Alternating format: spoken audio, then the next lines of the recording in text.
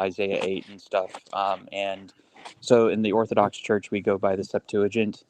That was the Bible of the early church. So I would argue in favor of the Septuagint reading. All right. Well, here's my. All right. Let me just finish this because so in Isaiah 7:14, it explicitly states that the child's name will be Emmanuel, but Yep. the child born in Isaiah 8 is given a name by God that is not Emmanuel. So how can this possibly be the same one that's being? Emmanuel just means this is God saying, yeah.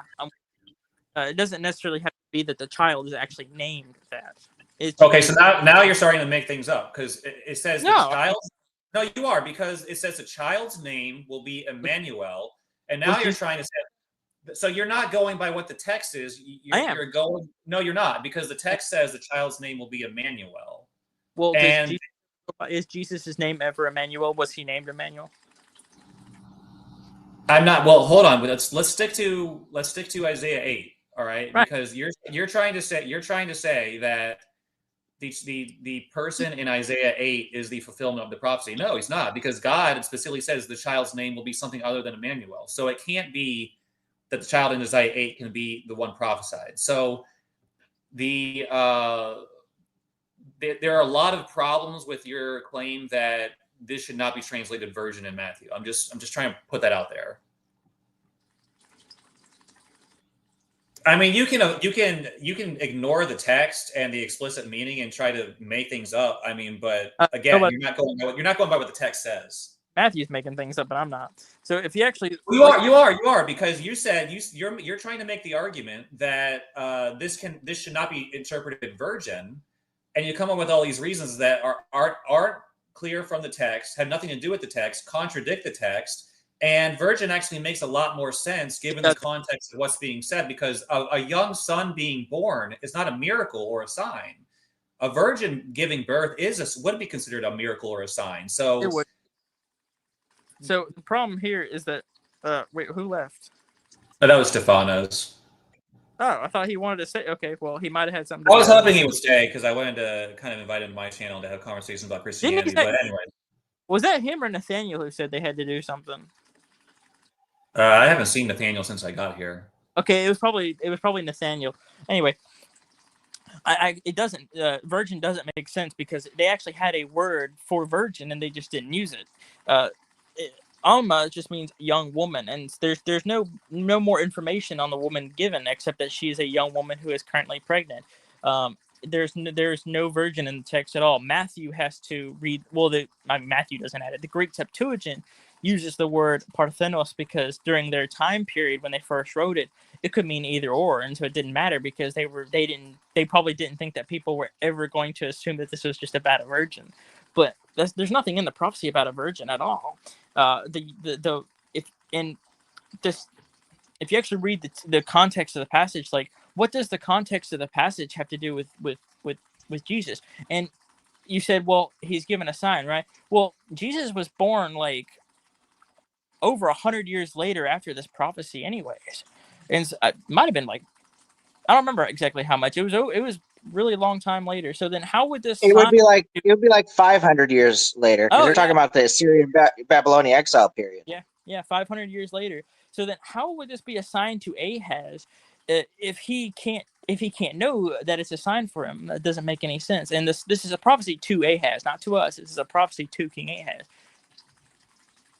Well, and the question I also have is, why did Mark and John mention the virgin birth in their accounts, I wonder?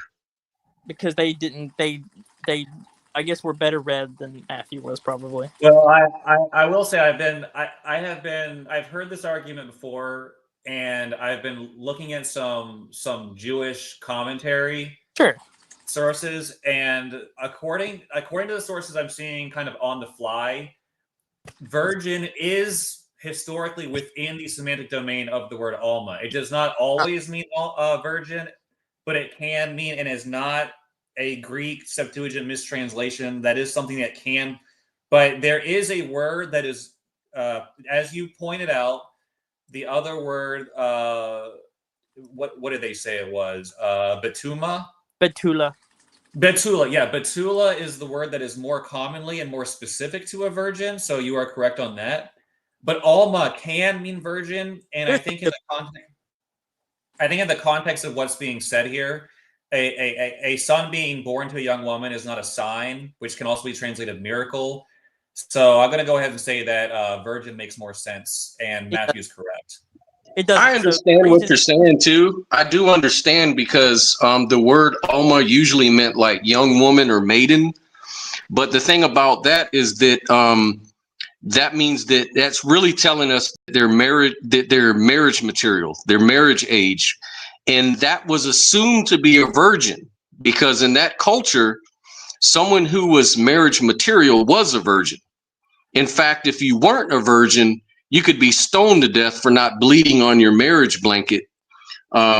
If you couldn't show a bloody blanket to the chief priest and everybody, you could be stoned to death. So yeah, being a virgin was sort of entailed in being a young maiden. So I understand what you mean, but no, alma is not definitively the word for virgin, but young woman or maiden. But it generally refers to a girl from puberty around, close under the age of 20.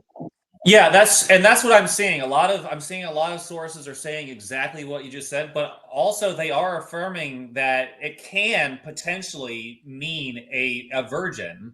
Well, it could. No, I understand that you could use it that way, sure, but that's just not what the context of Isaiah 7 is talking about. Well, that's your opinion. I think that it makes perfect sense within the context of Isaiah 7 because a young woman conceiving is not miraculous or worthy of being called a sign. So I think that a virgin makes a lot more sense than than your interpretation. That's just my opinion. Okay, sure. Let's say it's a virgin, right? It's not about Jesus, because this is 500 years before Jesus was even born, and this prophecy is about something that is happening during the specific time period, and it was already fulfilled. If you want to claim that it is a dual fulfillment, then you have to remove it from the context, and we can do that with any prophecy. We can remove the context from it, just claim it's about basically anything. The fact of the matter is that this isn't about a virgin. They had another word they could have used if they actually wanted to stress that this was a virgin. They had a word they could have used. They didn't use it. This is obviously somebody's wife who is giving birth to a child, and the child is just a time frame. That's all it is.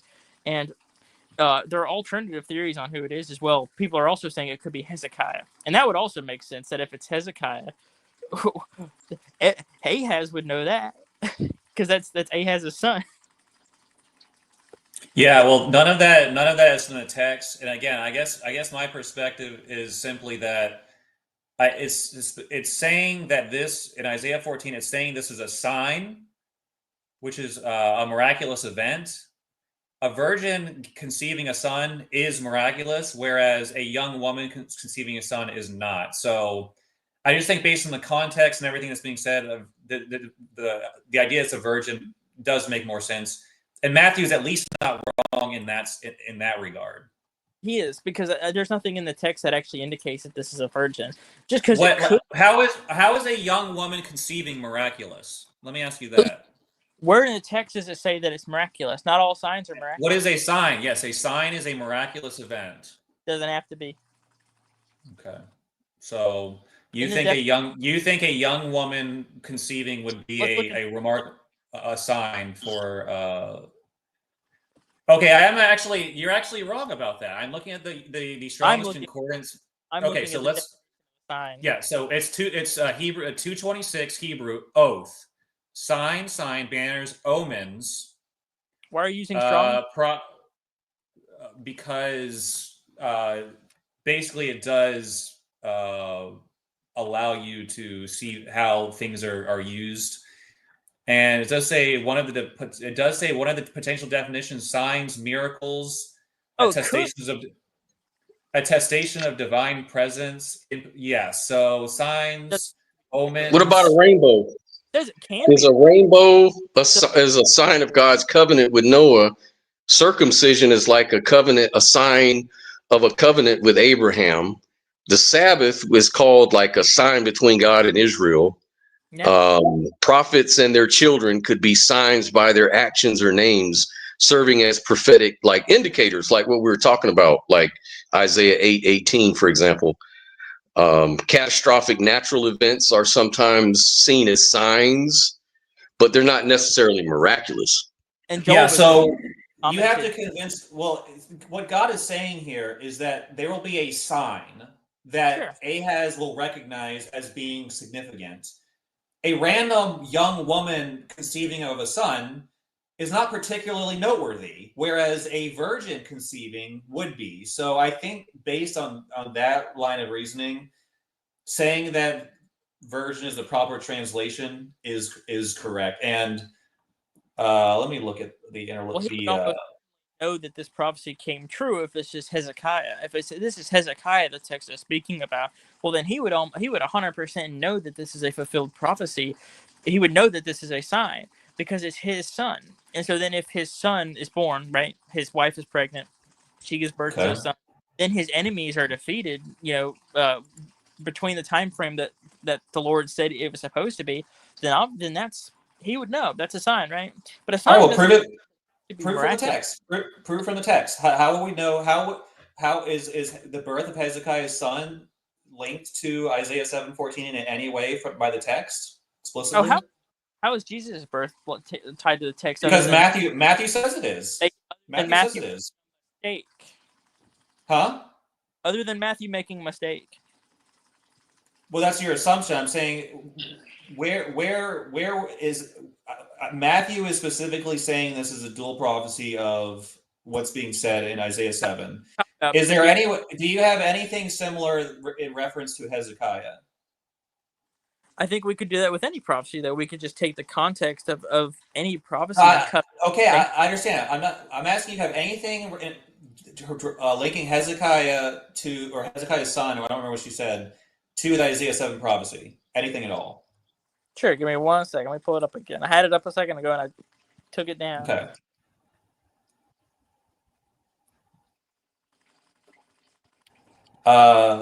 And I'm seeing, I'm not sure this will mean anything to you, but literally every single Bible translation I'm seeing, from the KJV to modern translations, all translated virgin. So they have an agenda to uphold, yeah, because they're in their mind Jesus is the Messiah. So obviously they have to say it's a virgin, right? But that's not actually what the prophecy says. It doesn't say that. The only reason people think that is because of an error that Matthew made when reading the Septuagint. Not really an error. It's more that he just didn't know what the word could have meant, because in his time period, something specific. Do you have any Hebrew scholars who say that Alma can't mean virgin? Because that would be significant to me. Because I know a lot of the translators of the newer translations did have access to the Hebrew manuscripts, as far as those are available. And everyone I'm seeing is translating it virgin. You can say it's an agenda, but is there any Hebrew scholar who says it can't mean virgin? I know somebody personally who actually went to school for this, and he doesn't think that it can actually mean that. Also, I looked it up a second ago. There is actually a pretty big debate going on currently as to whether whether the word Alma can mean virgin or not. So people are still, to this day, people are still arguing about it. I don't think it can, because they had another word to use, and I think even if Alma could mean virgin, if this was supposed to be some kind of mystical prophecy about the Messiah or whatever, then and being born of a virgin, they had a better word they could have used. There would have been no arguing about, because if they had used the word Betula, well, there's no arguing. The text literally says that there is a virgin giving birth. But the problem is that they didn't use that, because almost certainly they were just referring to a young woman. You think the sign that the Lord is prophesying is a young woman giving birth to a son? Yes, giving birth to a son, and in this a time frame. You say no because you think that it's Jesus, but it's not. No, I don't. No, well, I just don't think a young woman conceiving a son is a sign, because it's just something that's a normal event that has no other marker. What's the other marker? What other markers is a prophecy giving? There's no other marker. A sign does not have to be miraculous. You said it can be miraculous. Your strong support said it can be miraculous. Why would a young woman giving birth be a sign? There's no other marker the young woman's birth itself isn't necessarily it's part of the sign, but that's not all of it. What is the other part of the sign? I'm trying to. I've been telling you this whole time. You haven't listened. Okay. Go ahead. Part of this sign is that this young woman is giving birth to a son, and this son time frame. That's all.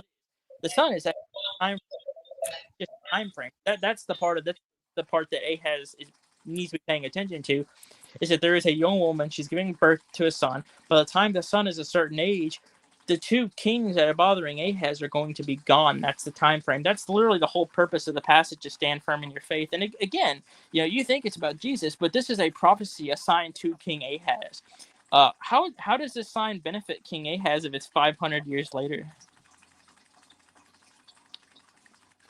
I'm reading the passage in Isaiah 7. Sure, read it. And I'm looking for, so then the Lord spoke to Ahaz, saying, ask a sign for yourself from the Lord your God. Make it deep as Sheol or high as heaven. But Ahaz said, I will not ask, nor will I test the Lord. Yeah. Then he said, listen now, house of David, it is too slight a thing for you to try the patience of men, that you will try the patience of my God as well. Therefore, the Lord himself will give you a sign. Behold, a virgin will be with, that's the translation I'm reading. Sure. And Alma will be with child and bear a son, and she will call his name Emmanuel. He will eat curds and honey at the time he knows enough to refuse evil and choose good. For before the boy will know enough to refuse evil and be good, the land whose two kings you dread will be forsaken. Yeah, that's what this prophecy is about. It's that there are two kings trying to conquer King Ahaz. They want to take him off the throne and install somebody more loyal to them. That's basically the whole point. So this prophecy is a young woman currently pregnant. She's going to give birth to a son, and the son's just a time. That's all he is. He's a time frame for when enemies will be defeated. There's nothing in the text about a Messiah, and there's nothing in the text that indicates that this could be a dual fulfillment. Maybe the kings in the New Testament, those two kings were Satan, who is the king of this world, and the other king was Herod, who actually went to try to destroy Jesus, and by having that campaign when he was born.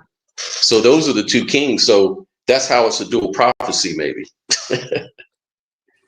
Yeah, the New Testament authors just, especially Matthew just made stuff up. That's all it was. He just made things up.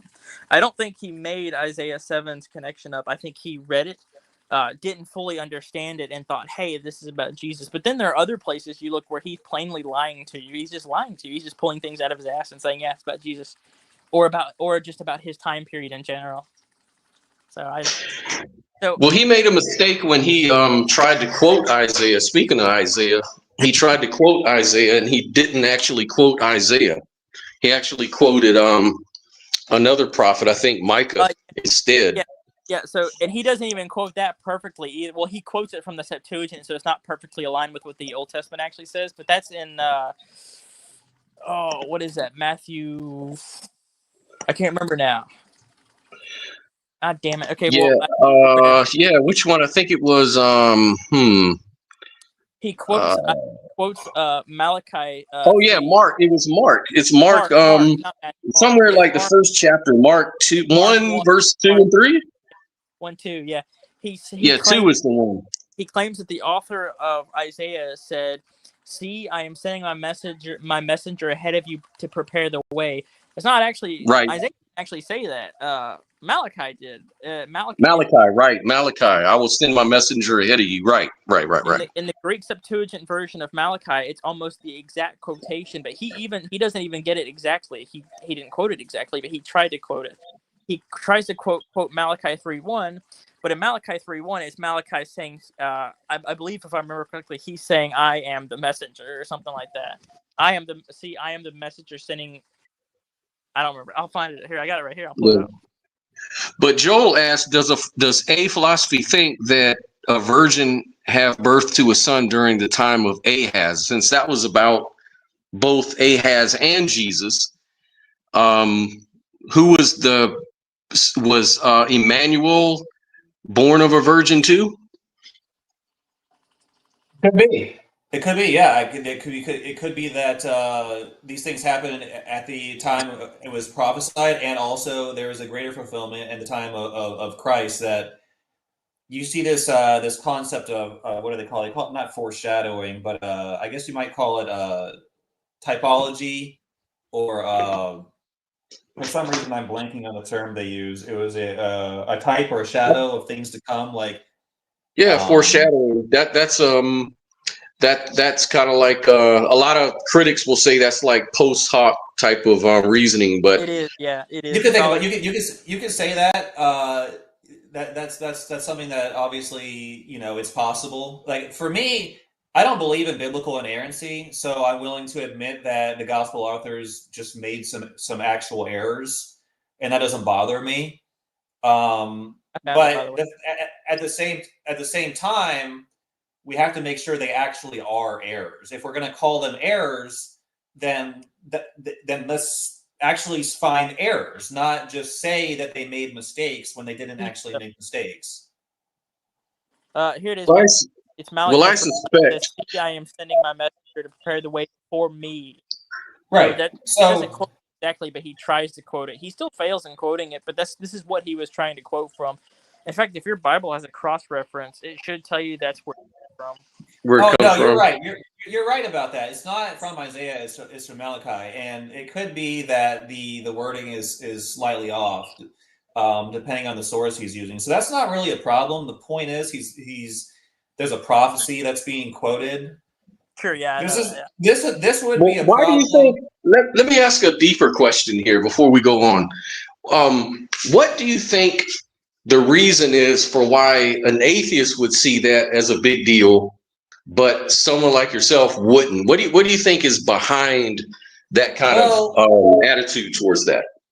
As Christianity has been presented by the evangelical, I mean, basically a lot of Christians do hold to the idea that the Bible is the perfect, infallible, inspired word of God. So if that is the case, then I agree that there cannot be a single actual error of any kind. But for someone like myself who doesn't hold to that view of Scripture or that approach to Scripture, I'm willing to admit that there are any number of errors all throughout the Bible. But I just want to make sure they actually are errors. So as an atheist, you'd probably get excited about refuting a fundamentalist evangelical approach to the Bible, because it would probably undermine this religion that you think is harmful to societies. And I can understand that. And actually, yes, fundamentalist evangelicalism is harmful in many ways to society, but it doesn't. I agree with you. I think that fundamentalist Christians do more to turn out atheists than anybody else, because atheists in this country come from Christian households. They come from out of the church. A lot of them are fundamentalist Christian backgrounds like myself.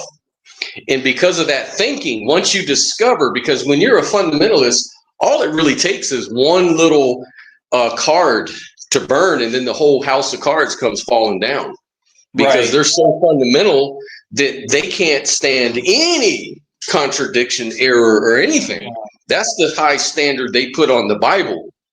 So when they discover it, they'll either double down or they'll get stumbled by it, As you get to know A's, you'll find that he actually has a very unique, and I find it quite fascinating, view on Christianity, and his Christology is very different. In fact, he gets beat, I don't say beat up because that's not fair. I think A's can hold his own in these conversations with other Christians, but he just had a debate against somebody about the Trinity, because A's recognizes that the Trinity is absolutely nonsensical. So A's is going to have a very unique approach to it. And I'm not saying I agree with everything that A's talks about. Obviously, I'm an agnostic. He's a Christian. But I do really appreciate the fact that A's does take quite a bit more realistic or reasonable approach, because, like you said, the biblical literalism, that could be picked apart so much, and there are going to be situations where people are going to have, like, you guys are basically, what I'm observing just listening to this, and I've heard these arguments 1,000 times before, both sides, but you guys are at an impasse. Frankly, you guys are not making any headway in this particular discussion at this point. You're basically it's going in a big circle. But it's not because A's, I know personally I can vouch for him, not just because I consider him to be a friend, but because I'm an honest person, and I have seen A's concede that yes, just like he did, yes, the Bible can hold errors. There's issues with this or that. Paul obviously contradicts the teachings of Jesus. And I've heard him say these things. I've listened to a debate he did against a Trinitarian. I've seen him on his channel do this. So I do think that I just want to just defend A's to a degree, that because I know personally, he's not making his argument from incredulity. He's not making his argument from having to defend the indefensible. I think he's really just trying to seek the truth in this. And I also want to defend Johnny, because Johnny is bringing up some really good points. There's been a lot of attention drawn to this particular prophecy, and so Johnny is actually drawing on biblical scholars who have pointed this out. So this isn't like Johnny just pulled this out of his ass or something like this. There is real scholarship behind the claims that Johnny is actually making. So I just want to kind of defend both people. You both have good arguments, and I don't think either one of you is doing it from a position of being disingenuous or having ulterior motives or something like that. I think that it's a good conversation, but I don't think it's getting anywhere. Well, that's a great point. I will say that I think consistent logic is applying here. I will say that maybe Alma could mean virgin. Let's say in some instances it could mean that. Sure, why not? But I don't think that there's anything in the context of this passage, Isaiah 7:14, that indicates that this is a virgin. I think it doesn't add up. I think the fact that she is giving birth indicates that she's not a virgin. We have no evidence at all that human beings can give birth without first engaging in sexual reproduction. The only reason people might disagree is because then Matthew tries to claim that this is fulfilling Jesus's virgin birth. And if we actually read, and again, if we read the context of this passage, there's absolutely nothing in here about a Messiah or Jesus or anything like that. The boy in this passage, born from a young woman, who, even if you want to say she's a virgin, it doesn't change anything, because there's nothing in this passage that would actually indicate that this is about Jesus. Well, a lot of critics of you, though, might say that you're just not trying to see it. You're trying to avoid any possibility that this could be talking about Jesus and a virgin and something like a sign, a miraculous sign. Of course, you're going to reject that because you're an unbeliever. You can't do it. You're committed to not do that. So that's probably why you're taking the skeptical stance, is because you're consciously and intentionally trying to avoid cognitive dissonance. That's the argument one could make about that. Sure.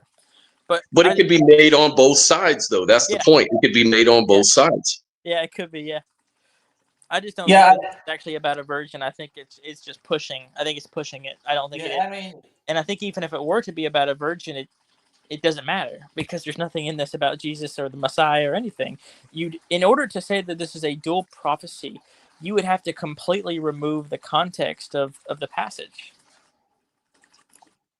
Yeah, I'm willing to abandon this line of. This is something I kind of jumped into, but if people want to talk about debate, I'm willing to do that now. I will say that, just to finalize, yes, there are many errors in the Old Testament and New Testament. In fact, I think most of the New Testament, I think Christians must reject most of the New Testament because it is antichrist. So that is a position that I hold.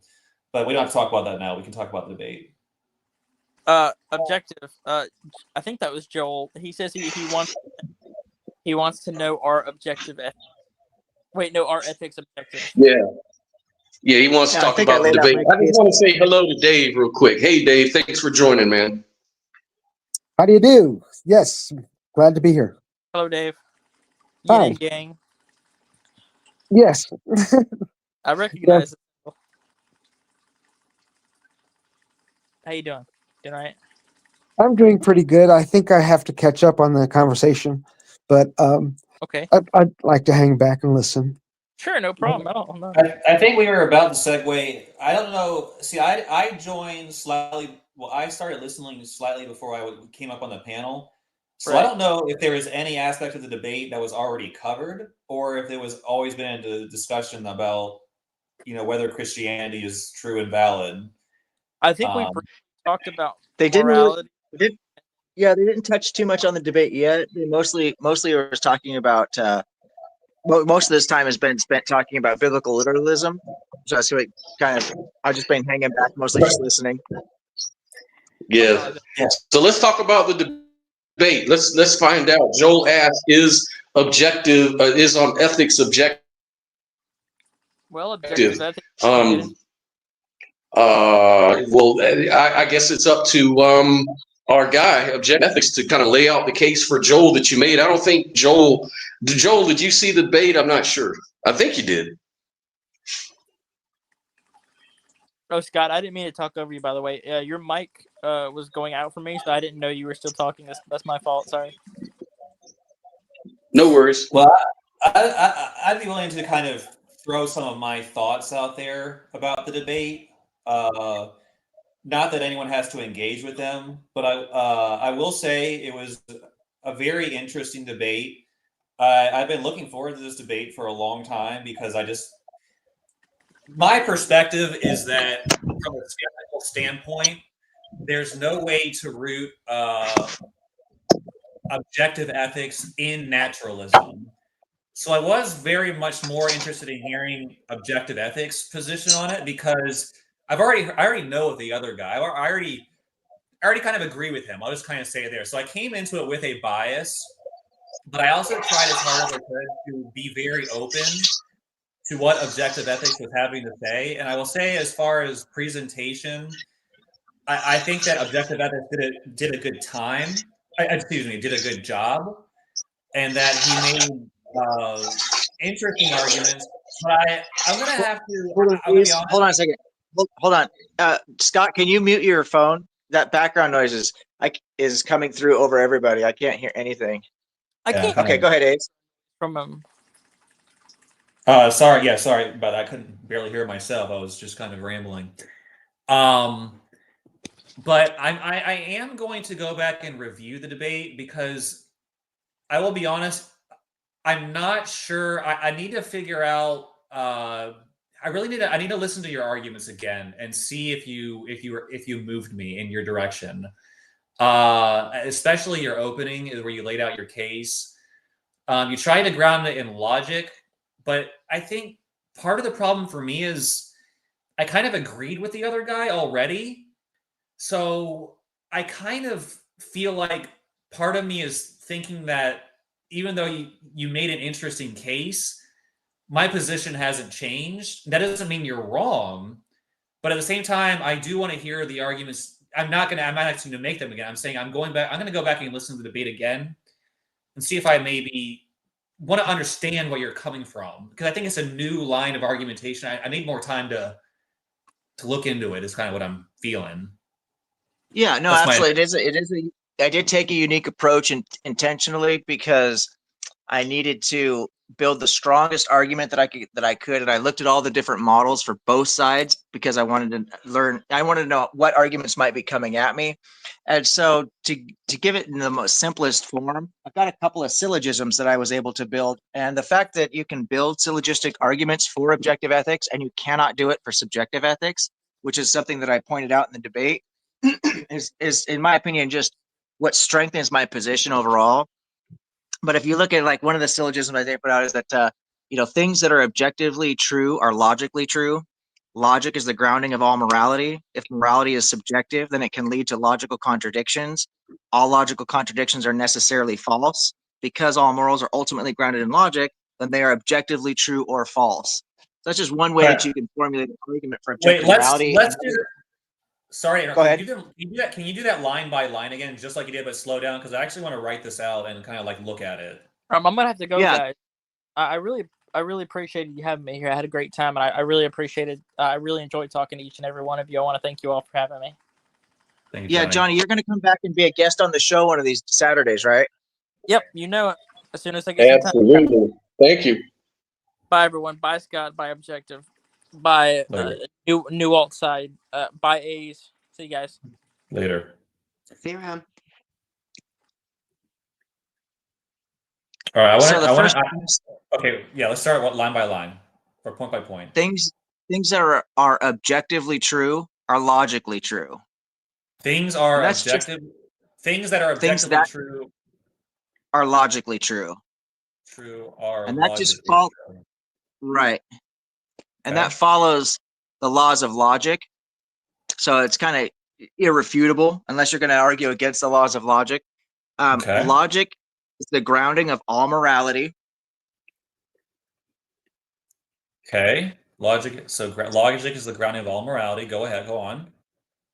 If morality is subjective, then it can lead to logical contradictions. And I gave Logical examples of contradiction. that. Yep, and I gave examples of that in the debate itself in my opening statement. So, Like the slave you know, owner, the like the slave, slave owner. Yeah. yep, slave owners versus slave master. Exactly, they can't both be right.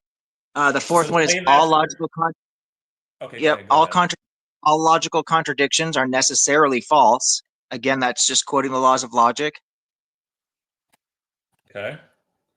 And then because all morals are ultimately grounded in logic, then they are objectively true or false.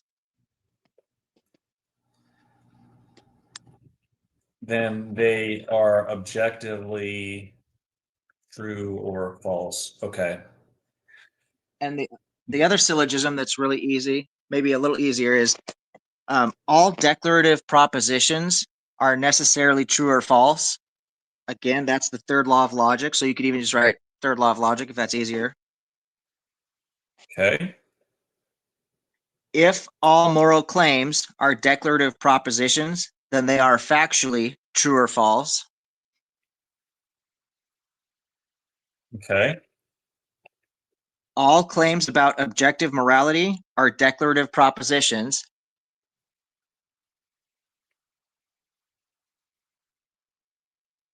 Okay. All subjective claims about morality can lead to logical contradictions.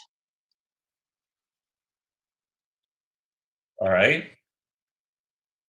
So the conclusion from that is that follows is all true moral facts are necessarily objective.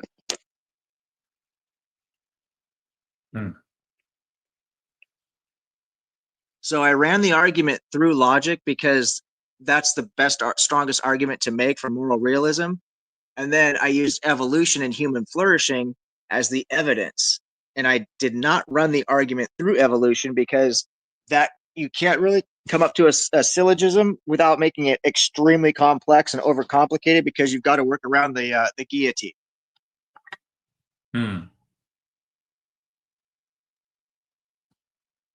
So what Tom did in the debate, and the reason that I feel really confident about the results of the debate is because Tom said everything is an ought, but then he tied it into evolution. And he literally cited evolution, which is the is. So he ran from the is to the ought, which he ran into the guillotine himself in his own argument, which I couldn't believe he would do that because he should have stayed way away from evolution. If he's just going to say it's all subjective, he should have just said, hey, look, it's just this is how we feel. And he should have stayed consistent with that model because all the models, there are actual existing models for moral relativism and all this other thing. But as soon as he ran it to evolution, that's the objective argument for morality. So he kind of shot himself in the foot there, which is why I was telling people before you joined, once he did that, all I tried to do was substantiate my own arguments and stay out of his way and let him just kind of run in circles, because he had no way to get out of that because he introduced it into the debate. And the main argument against subjective morality, without going through my whole debate here, it's really easy. I'll just give you the last paragraph. In short, if subjective morality is correct, it becomes very hard to explain how moral judgments can appear in conditional statements, how moral judgments can appear in logical arguments, how such arguments can be valid, or how moral reasoning works at all. And I explained to Tom in the debate that the subjective moralist takes on, the subjective moralist, so moral relativism, for example, or non-cognitivism, these views take a huge burden of proof. They've got to draw a bridge between objective moral facts. So, for example, murder, that's an objective moral fact. And the effect, the emotional effect and the impact it has on the people who love and care for the person that was murdered, that's another objective fact. And the emotion about murder doesn't connect to objective moral facts. because it's just subjective. Why do they feel that way? If there isn't a standard, if there isn't an objective reality to this that says this is wrong, where does all this come from? Why do we have laws put in place by people who don't even know the victim? Why do they care about it? You know what I mean? If it's all subjective, it makes no sense. It's a law. You got to draw a bridge. You got to make a bridge to connect all these different objective truths. And I gotta say, if it's all I gotta step away for like 5 minutes. I'll be right. I'm really sorry. I have to step away, but I'll be back in a little bit. So is that all right? Sorry, Objective Ethics. I hate to. Yeah.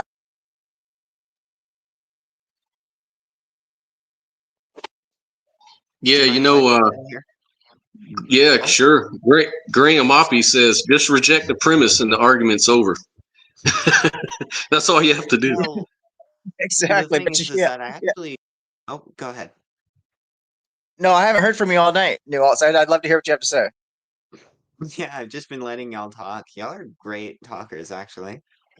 I think that premise actually works really well because it's based in logic. It also works very well from the perspective of empirical data. Because I think it works as ethics, right? I don't think it works with morality or personal decisions. So I think it works in terms of how we, as a society, sort of decide things. For example, why or that murder is bad, and what exactly. Now I'm losing my place again. Basically, what I'm trying to say is that it really works whenever you're talking about objective means, such as like observable empirical data, you know, like death tolls and whatnot. But it starts to fall apart when it comes to more personal, subjective means. So, like, if I were to give you like a sort of challenge to this, I would do it through like the trolley problem. If I say, trolley problem, do you have a pet? I lost my babies. Yeah, we used to. Yeah, I loved them all. Yeah, but I know I'm very familiar with the trolley problem, and I don't want to cut you off. I'll let you go ahead and run it because you may have a different version of it. But I do know how to address the trolley problem.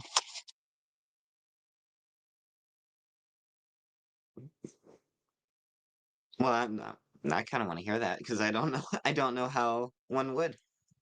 Yeah. So basically, because we're grounding it in logic, then what you need to do is to avoid any contradictions, right? Logical contradictions. So you in any given proposition where you have two different positions, which all moral claims involve, generally speaking, two propositions. It's what is somebody going to do to somebody else, right? Or in a situation that affects somebody else.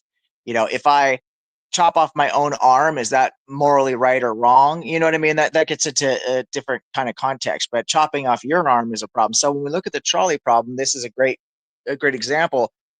In any logical situation where you have propositions, the two propositions, either one can be true and one can be false, or they can both be false, but they cannot both be true. So when we think about the trolley problem, both of those situations creates two immoral actions. Neither one of them is morally correct. So you don't run into a contradiction.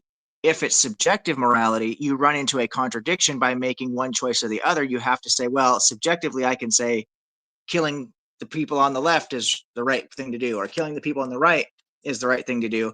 But it's a direct contradiction because killing anybody is wrong based on the fact that we value our own lives, based on the fact that we struggle with even answering a question or conceiving of being in that situation. We have all of this internal evidence that establishes that we value life.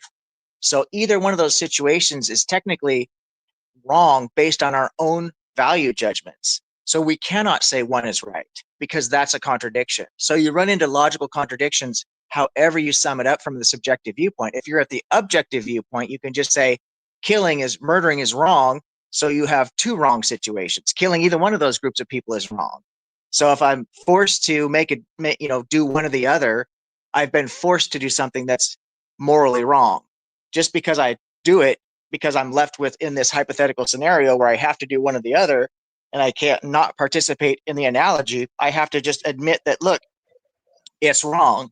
It's objectively wrong, no matter what decision I make. Two things can be wrong without being a logical contradiction. One cannot be wrong and also right.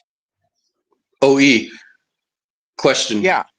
How do you define something that's immoral? What defines immorality in your view? So morality is tied directly to virtue. So that's really when we want to start like codifying or identifying actions, we look at virtue, because virtue ethics has been well defined. And that's the best way to try and figure it out, because it's really not, it really hasn't been codified, so it's a matter of it's an internal critique as well. Do I value my own freedom? Well, the answer is yes. Therefore, I inherently know slavery is wrong, murder is wrong. Do I value possessing my own shit without people stealing it from me? Yes. Therefore, I know stealing is wrong. Even if I want to take somebody else's shit, I can do that, but I cannot say that it's morally justified to do that, because I know I don't want my own shit taken. So it starts there with the self. To avoid any contradiction, it has to be consistent, with the way that we live our lives. And we look through virtue, the virtues lead to well-being. And virtue is so important because virtue is, I'm sure you're all very educated, really intelligent people, but just in case anybody's listening, virtue ethics and Aristotle's Aristotelian virtue is based on what he calls the golden mean. So it's that perfect place. Like, first of all, the other part of my argument is that virtue, wisdom is the fundamental virtue. So without wisdom, you can't have any other virtues. Morality is the necessary precondition of the virtues. So now you've established that morality is connected to your virtues and that you must have wisdom. Without wisdom, you cannot discern what actually is virtuous. So courage. Courage is the virtue. It's that perfect golden mean between recklessness and fear. Humility, justice, anything that you can look at, love versus lust, or whatever the highest state of, and then versus being uncaring. Love is in that perfect medium, right? So that's how we gauge what is morally good and what's morally not good, and it must lead to well-being, and well-being leads to human flourishing. Yeah, that sounds similar to Buddhism, like the virtues of Buddhism and doing good to others. Well, exactly, and these are universal. Sorry. Oh, I'm sorry. Well, I was going to say the other evidence for objective morality is in the thing I mentioned in the debate is the universalism. We observe that there is a universal concept that certain things are right and wrong, and subjective morality has absolutely no way to account for that. It's incoherent to say that 8.5 billion people are going to all agree on anything, right? But everybody seems to agree that murder is wrong, except for people who have mental disorders. Obviously, you're going to have these outliers, but studies have shown that murder being wrong is basically universally accepted, right? And then you could add that to the cosmological argument. What's that? Sorry, I don't mean to interrupt you. I just have a big problem with it because, um, while like you and I are both atheists, correct? I'm an agnostic, but yeah, similar. Yep. So, in a sense, do you believe it's possible that we became here through naturalistic processes? Evolution. Yeah, yeah, I do. I do lean towards naturalism. I'm pretty convinced that that seems to be the most reasonable explanation for things. Not necessarily materialist, but definitely a naturalist. One of those developments that we've sort of formed, one that is different from, say, a reptile, is empathy, which is one of the biggest contributors to how we view morality and ethics. I have empathy for the person who I punch, so I don't really want to punch that person because I know what it feels like to be punched. You know? So Yeah, I I have a agree big 100%. problem when I have a bit of a problem whenever, uh I'm trying to actually connect with the dots now. Can you steelman me here at all, or? Well, so far, I mean, as far as empathy goes, and I don't want to misrepresent, I feel like you're wanting to push back on what I said with universality, but I think empathy is an example of the universal concept that I'm talking about. We all have this sort of empathetic trait. You know, we all seem to know, we seem to understand that the best way to get people to not steal from me is to not go around and steal for other people. If I want to be able to trust the people in my community, I need to be trustworthy myself. And that's the starting block. It's not going to guarantee anything, but that's the very first place I start. If I go around stealing everybody's shit, I have no logical groundwork to say nobody's going to come steal my stuff. It's got to start with me first. And that's where empathy starts, is within yourself. Okay. I think I get it. Okay, sorry to interrupt. Continue. No, not at all. I think I think empathy is actually an excellent thing to bring up. I really appreciate the insight but I do think it adds to my argument towards universality. And with the universal concept, like I said, we've done studies on this, and granted, these are not comprehensive studies. We have not interviewed every single person in the world to ask what they think, but there have been extensive studies on different things like this, and all the studies show, every single study shows that there seems to be a universal agreement that something like murder is wrong. And if we're going to, believe those studies, then if we're going to say, well, subjective morals exist, you have to make a logical connection to how do 8.5 billion people all agree on something? Because we can look at something empirical like the Earth, right? The Earth is a sphere, an oblique spheroid, right? But there are still people today who refuse to accept that they believe the Earth is flat, because their subjective mind, they can believe whatever they want to believe. It does not affect whether the Earth is round or not, right? But everybody agrees that murder is wrong, except for people who have mental disorders. And these are outliers. These are because our cognitive abilities are tied to our decision-making processes. So if you inhibit someone's cognition, you inhibit their ability to make correct judgments, obviously.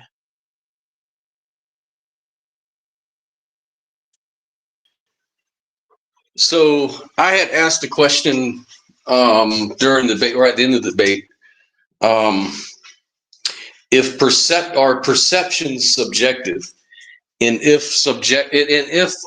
perceptions of the world are subjective, does this make the objective world sort of just a subjective appearance, or is it actually the external world is actually real? It's actually objective. We just don't have access to it. And if we do say it's objective and real, how do we know? Yeah, I think that's a great question, but I think that opens up, it's a completely different conversation than morality and ethics, because that's really talking about how do we know what's real and what's not real. How do we make judgment calls and stuff? That gets into more of the transcendental argument, the dualism versus non-dualism argument, and anything else can feed from that. But I'm not sure it's directly really a moral argument at that point. It's more a matter of how are we navigating the world, and is what we think even real or not. It's really getting to solipsism, which is really a whole different, Well, you mentioned conversation. well the reason I go deeper, it is kind of a little deeper of a question, but the reason I bring it up, because you had said something. You said one of the prerequisites was wisdom. Now, wisdom is insight and understanding and experience and stuff like that, right? And by definition, morality. Wisdom is actually the ability to apply knowledge properly. Right. And so, yeah, so we look at knowledge, right? Knowledge of what? Do we have knowing of a perspective or a perception, or is our knowledge of the objective world? Well, I think that there is an objective world that's around us. Mm-hmm. I do think that exists without our that without our subjective opinion. Now, can we interact with it without our subjective opinion? Well, of course not, because without ourselves observing it, what are we even talking about, right? Now, if there's a universal consciousness, if things are ultimately tied to this type of a consciousness, that's, then that opens up the discussion a lot further. And these are some of the things that we've talked about on the channel, and I think that's very fascinating. But as far as our own viewpoint, we have to bite the bullet and say the observation effect is real to each and every one of us, right? Without my observation, I couldn't really tell you, I couldn't prove that anything is happening, right? Without my own observation, outside of my own observation.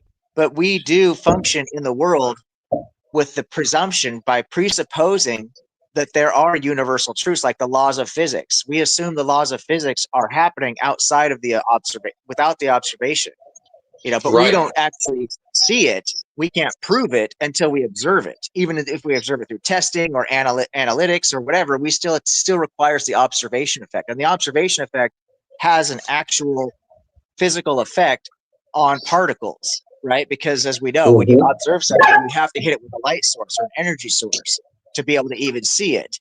And that affects particles. So the observation effect is a real thing in science. So you kind of got to just bite the bullet on it, in my opinion. Yeah, I kind of agree with you, which is kind of like what I'm saying is that it kind of turns into a framing issue, where within this frame of shared reality, like we can debate about whether our shared reality is a reflection of objective reality. If not, then ultimately what we call moral immoral would be subjective, because it would be based on a shared perspective, an intersubjective perception. And so in that case, your interlocutor could have argued that direction with you, but I think he accepted the same framework you did. Both of you guys were working on within the same framework, which was, everyday experience, based on everyday experience, everyday logic, everyday, experience. Basically, we can say what's objectively wrong and what's objectively right, because we have an entire species, a history of species, humans, that have decided like slavery is wrong, all the things you mentioned. But if you take it in a deeper, maybe a wider perspective, he could have argued, if he'd have known, or been familiar with that maybe, phenomenologically we run into like a epistemic loop, and that kind of like sheds doubt on whether we can even know anything to be objectively true or not, But I just mentioned that just to kind of throw it at you, just to see what you'd say. There is a really interesting comment that New Alt Side had made here, because I was actually expecting it to be brought up, and I'm kind of glad it didn't, because there was, you could get so deep in the weeds and really get off track with so many different things, but there really is the difference between morality and ethics is actually a really important conversation to have, because ethics is really describing the meta, right? The standard, like, is something right or wrong? And then morality is the normative, how we're behaving, and is that aligned with what's right and wrong? That's why initially, why my opponent and I agreed that the proposition of the debate is the basis of morality subjective.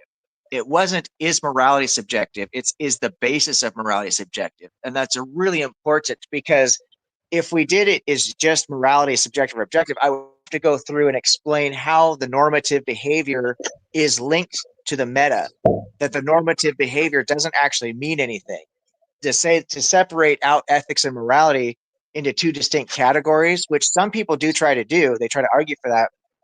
But if you really stop and think about it, morality in that situation, it doesn't actually represent anything, because there's nothing to be represented. It's just all morality would mean at that point is that someone's making a decision, but it doesn't tell you if that decision is good or bad until you actually measure it against something. So are we measuring the goodness or badness of that decision against their own opinions or against a meta standard? And that meta standard is considered to be ethics. So then you have to argue, well, is ethics subjective or objective? So it overcomplicates the the argument or the conversation to separate the two out, because then you have to draw the links to morality and ethics and explain all that bullshit. But there is Yeah. really two different definitions there, but they are causally linked. So oftentimes morality and ethics gets used interchangeably, and most scholars actually do use them interchangeably. They don't really see a difference between morality and ethics, most actual scholars and most philosophers, because ultimately what you're just asking the same question, you're just kicking the can down the road a little bit, but you're ultimately asking the same question. What's this grounded in? Is it an opinion, or is it something that's based on an objective reality? Right. And that makes sense to me. And another thing, just to kind of kick back at myself, like a little pushback on what I just said, because in a way, everyone's feelings are objective. Like we're so used to saying that, your feelings, your emotions, your thoughts, those are just subjective qualities of reality. Those are just subjective. But if you really think about it, whether I was alive or dead, objective ethics, your thoughts still exist, right? Like your feelings, your thoughts, they're still real for you. Whether I know about it or not, or whether it's inside my mind or outside my mind or whatever. So, in a sense, your perceptions are still objective in a way, in one light, And at least in that, if we're going to stick to that definition of objective, meaning, what's out, an objective fact exists outside of minds. So, if all humans didn't exist, the Andromeda galaxy will keep on spiraling, right? That's because it's an objective fact. It exists whether it's in our mind or not. Well, the same thing holds for your feelings. So, even if we wanted to say that morality is just, like your opponent was saying, it's just based on your feelings, that's subjective. Well, I mean, my personal thing is I'd say, well, it's objective because it's intersubjective. It's relating to there's a relation there. So it's intersubjective, means there's an objective quality to it. So it's still objective, however you want to spin it. So I see it that way too. I kind of agree with you on that. And I've always said that morality is subjective because it's easier to argue that way. But the more I start looking at paraconsistent logic and using that tool to kind of explore these things, it just leads me to where everything is kind of true just in its own perspective. So, it all kind of collapses, ultimately it will collapse. Yeah, I think that the subjective position is very popular in the skeptic's viewpoint, and I do think it has a lot to do with what we talked about earlier. And I'm not trying to throw shade on any atheists or agnostics, but like I said before, I do see this as being more of a knee-jerk reaction to just try and push back against traditional Christian values that they are trying to get so far away from. Because most atheists and agnostics that I know are deconstructed or deconstructing from religious, views, and so they're trying to run as far away and push as hard as they can against these views. So if the religious people are saying we have objective morality, then the atheist is automatically saying, well, I don't care. My subjective morals are better than yours are anyway, because I don't think that slavery was ever good. You know what I mean? Kind of thing. And so it's more of a rebellious kind of I'm just going to grab onto this because I'm pushing back, is how I see it. Because when I actually ask people to explain the subjective position, nobody can explain it. All they do is make assertions. Well, slavery is wrong because I feel like it's, I feel like it's wrong. Well, explain that, connect that to slavery actually being wrong. If you think slavery is wrong, what justifies that feeling? What can you ground Right. that in? That something, give me something that makes sense. And then the other argument is what I came across as the logical argument. Well, how do you deal with people who don't feel it's wrong? Which one of you guys is right? Well, I'm right. And I say, well, how are you right? By, what standard are you using to then determine that you were right? Well, the human condition. And I'm like, well, that's objective. To you talk about health now, you're talking about freedom, you're talking about things that are, aren't right because you've got a contradiction because you value your own freedom. So you can't say that freedom isn't valuable. So you're looking at now you're using logic to justify your argument. You know what I mean? So but there's a contradiction in logic from your opponent's position. So I can't make those bridges. I can't make those things connect logically, which is why I've adopted the objective view, because that's the view that you can actually make the arguments. You can create the syllogisms. You can use formal logic to justify your position. You can use empirical evidence to justify your position, because the universality, that does not support the subjective view. There's no reason whatsoever, logically speaking, that the significant majority or even half of the people in the world should think that murder is wrong if it's all subjective. There's nothing to connect those two dots. And that's just one thing. Slavery, outlawed, illegal in every single country. Not that people don't engage in the behavior, but it's a very small minority of people compared to what it was, and no country allows it legally. This doesn't make sense by the subjective view. Go ahead, Ace. Yeah, well, first I want to point out, I'm not sure. Dave is apparently, I'm not sure if he wants to join. He's in the backstage. I don't know if I think Oh, is he backstage? I'm not around my computer. Let me check. It looks like he might be. I actually have a lot of questions. Well, let me see here. So, for something to be objective, there needs to be a standard that exists that it makes it universally true, irrespective of any person's opinion, thoughts, or any group of people's opinions or thoughts. Just like Scott was saying, like the speed of light doesn't change based on what people think about it or how they feel about it. It just is what it is. So I guess my question would be, what is the object? Like when we talk about slavery, what is the grounding, the absolute transcendent grounding of the moral fact that slavery is wrong in the naturalistic perspective? Because maybe you've answered that. I'm just kind of missing it. Yeah, because the standard is logic. That's ultimately what the standard is. It's illogical because it can't exist.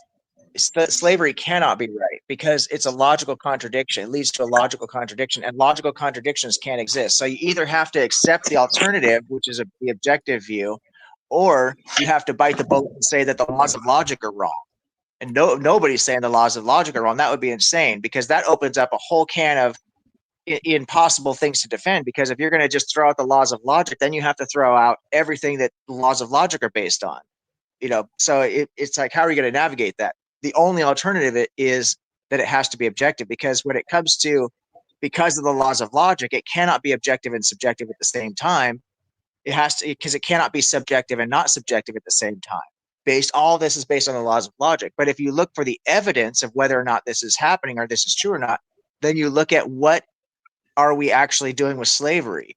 What has slavery produced in the past? Well, slavery is not only a contradiction because you have the slave master saying slavery is okay, you have the slave who's saying it's not okay. So you've got a logical contradiction there. And then historically, we see that we've abolished slavery all over the world. So the subjective view doesn't give you an explanation for that. Only the objective view can answer that question. And the other thing to understand is that slavery was not abolished by the slaves. It was free people who were looking on the outside in saying, hey, wait a minute, this is mistreating people. This is not good for our communities. This is not good for our cooperation. And even if you don't believe in macroevolution, every single human being that's even remotely intelligent understands that humans are flourishing because our population grows every year, our medical advancements, our technological advancement, all these signs that we can actually objectively agree on that are part of human flourishing. This cannot happen without cooperation. So if you take the legs out from under cooperation, every society collapses. If we're just trying to enslave everybody, if we're trying to murder everybody, if we're trying to steal from everybody, societies will collapse. And they tried that in the past. These societies did collapse. Societies get stronger as we develop more ethical behaviors. And so all this leads to cooperation. Like Rome, the collapse of Rome. What about, So it's like the moral progress argument. So it's like as you see technology progress along with technology, now people have more freedom to give people rights. Like now there's voting rights for women, for minorities, health care for people. There's all these moral laws and codes kind of evolve along with the technology that allows people to exercise their morality. Like I would say, like for me, I would say one thing that's immoral is when when you hold someone back from their will. Like say a person, I'm not saying it necessarily free will, but it's like your will to be free, right? It's Agency. immoral. Yeah, it's immoral to deny somebody their human freedom, right? What if my will is to murder somebody? Well, That's a contradiction. then you're That's a taking logical away. Yeah, then contradiction because you're it's still. showing that you value. So basically, to be moral, you have to violate someone's free will. You see what I'm Yeah, saying? that's why with technology, as technology grows, we'll be able to exercise towards a more moral society based on the more progress theory. So, like what you're saying, right? So you're saying, well, we have to put people to death. No. Hold on, I'm answering your question. Like when you say, like, well, killing people is immoral because that's taking away their freedom, right? Or that's well, there may be a technology where we can actually fix everybody from the time that they're babies, let's say, somehow magically, that they're no longer going to have the murder desire. We can kill all desires to do immoral things. Once we have technology to do that, then it would be the more moral thing to actually cause that to happen among people so that children grow up without ever having problems where they want to murder somebody, be poor, cause problems, cause evil. If we ever had that technological ability, then we could express that moral progress. It's just that now this is a limitation of technology more so. We don't have many alternatives than to do that. So we don't have the ability to program people to feel a certain way about what they do. So right. if I programmed everyone to be my personal slave, that would be the moral thing that people do because they would want to do it, right? If they wanted to do it, I would say, right. So if it was mutual, like I don't have a problem with mutual. Like there's people that are into being spanked or whatever when they have sex, right? Now, obviously, in a normal situation, you can't go around hitting people. But if people want to be hit, then it's not the same moral impact. Yeah, let's say I invent the technology that programs how people feel about what's right, and I use that technology to enslave the rest of mankind. That would be moral in your opinion? No. No, I wouldn't think so. Okay, because well, you just said. Wait, hold on. I just want to point. You said when we develop the technology to make people feel a certain way, that's what becomes moral. Okay, well, I programmed them to want to love being my personal slave and doing everything I say when I say it. So how is it immoral to do that? For me to do that? That sounds like what you're saying there is that it's against their will. It's not against their will. I've programmed them to love being my slave. They love being my slave. They want to be my slave. Right, but you're programming them to alter their emotions and their will before asking about what their will is. Like, what's the odds that every single person wants to be reprogrammed? Did you then ask there lies the logical inconsistency that objective ethics was talking about. Exactly. Thank you, New Outside. That's it. That's exactly. You just nailed it. The logical inconsistency. You can program them just like New Outside said, and this is. But my argument is based on is you can program them to do whatever you want, but you cannot say logically that you think that's morally right because you already have shown that you want to program these people, so you know it's not morally right. And they cannot make that decision for themselves because you've programmed it's against their will, so that's different. But if they were willing mutual participants, that's different. They still can't. It still can't be moral, even if they're willing participants. Because so let's say a person said, "Yeah, I want to be a slave," right? That is runs into a logical contradiction, because if they're saying it's good to be a slave, that's the morally right thing to do, then logically they cannot say the morally right thing to do is to be a slave owner. The morally right thing to do is to be a slave. So you can't be both, because you're on opposite ends of the thing. So they are asking somebody to be a slave owner, even though they themselves think being a slave is the right position to be on, because that's what they want to do. So it's a logical No, both are contradiction. correct. Both are correct. And the reason why both are correct is because of what Plato and Aristotle said about natural slavery. Go ahead and explain that, Dave. You have to look at the size of the community as well. Morality applies to the entire community, it applies to subgroups of the community, and it also applies to individuals. And I don't hear anyone saying, hey, we're going to make these guys slaves because we think it will guarantee the survival of our community. And in that case, maybe the moral thing is to force people into slavery in order to guarantee the survival of the community. The question is, how far should that go? But so slavery is not necessarily immoral from that point of view. And Plato and Aristotle both pointed out that there's a natural notion of slavery. There's natural slavery. And if that's true, then there are people who are better apt at being slaves than taking care of themselves. They don't know how to take care of themselves.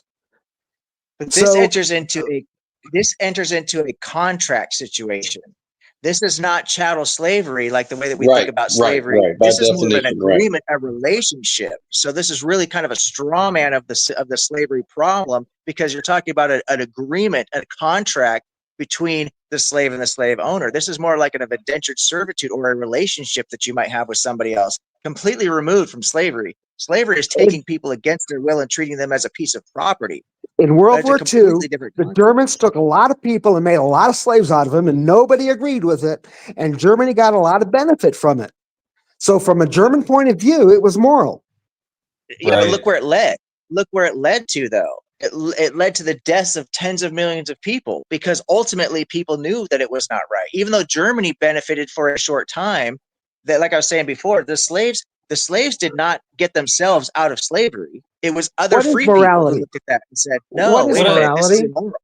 What about this? What about if we said, we know that people in nursing homes are on their deathbed, they cost society a lot of money. Let's just off everybody who lives in a nursing home and can't take care of themselves. Is that moral? That would increase, no, because wait, hold on. That was the German position. That was a position. That would increase human flourishing. We wouldn't have to take care of these old geezers who can't take care of themselves. It would save us a lot of money from the government and personal finances. So where's the problem with that? Because you run into into a problem with so the motivation for the skeptic, for the agnostic and the atheist ties into the answer of this, is that the old people actually represent something that's very important to everybody else.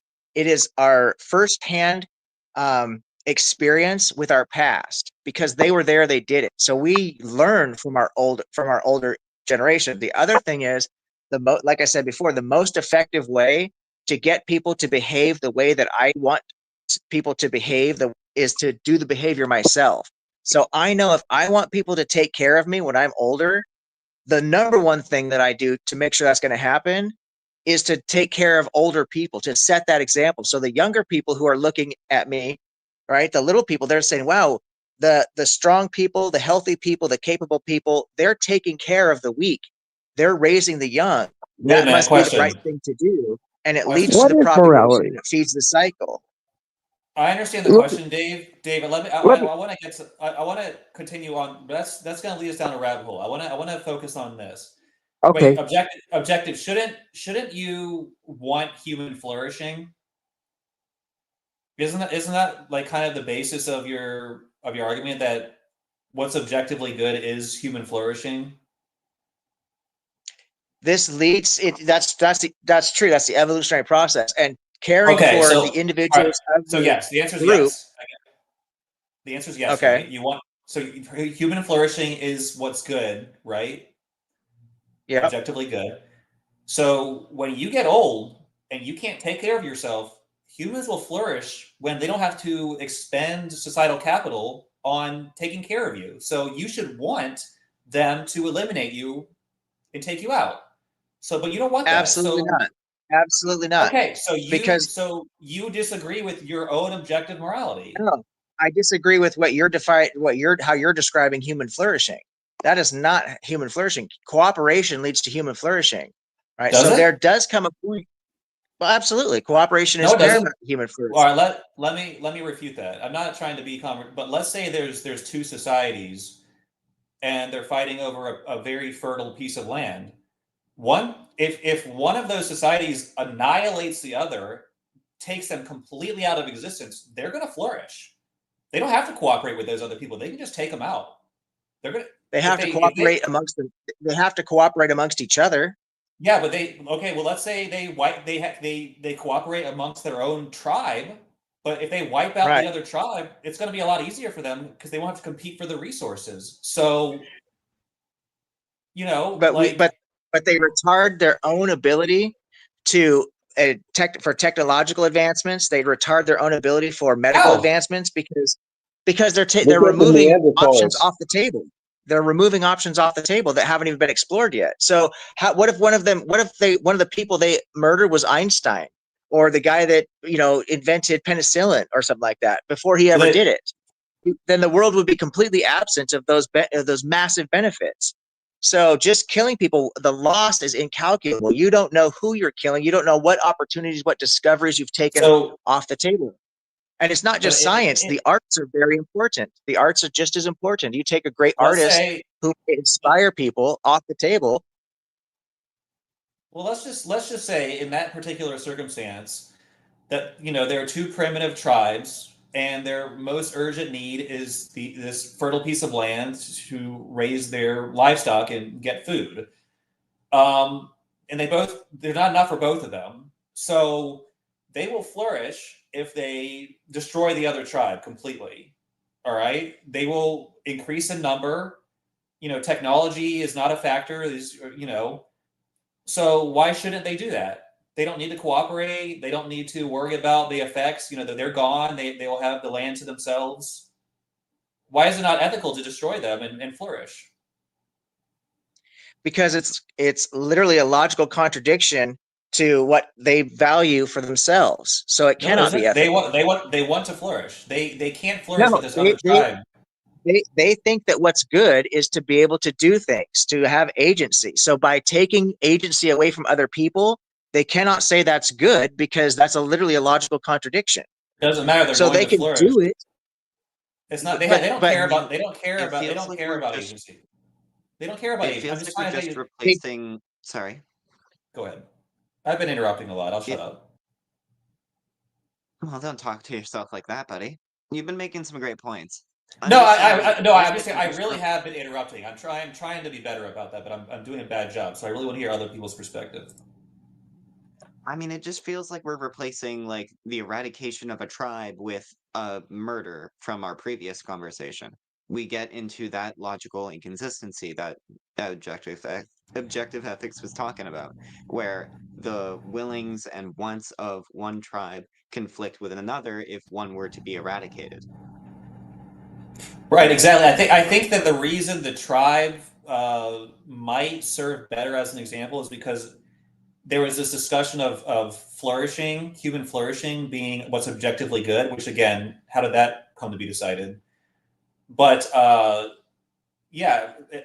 this has happened throughout history. A genocide is something that happened time and time again through history. A number of peoples have been eliminated in history to the benefit of another group. This is why they did it in the first place. So you can't say from your perspective that what they did was objectively wrong based on your criteria for what is good, in my opinion. The criteria has to function logically.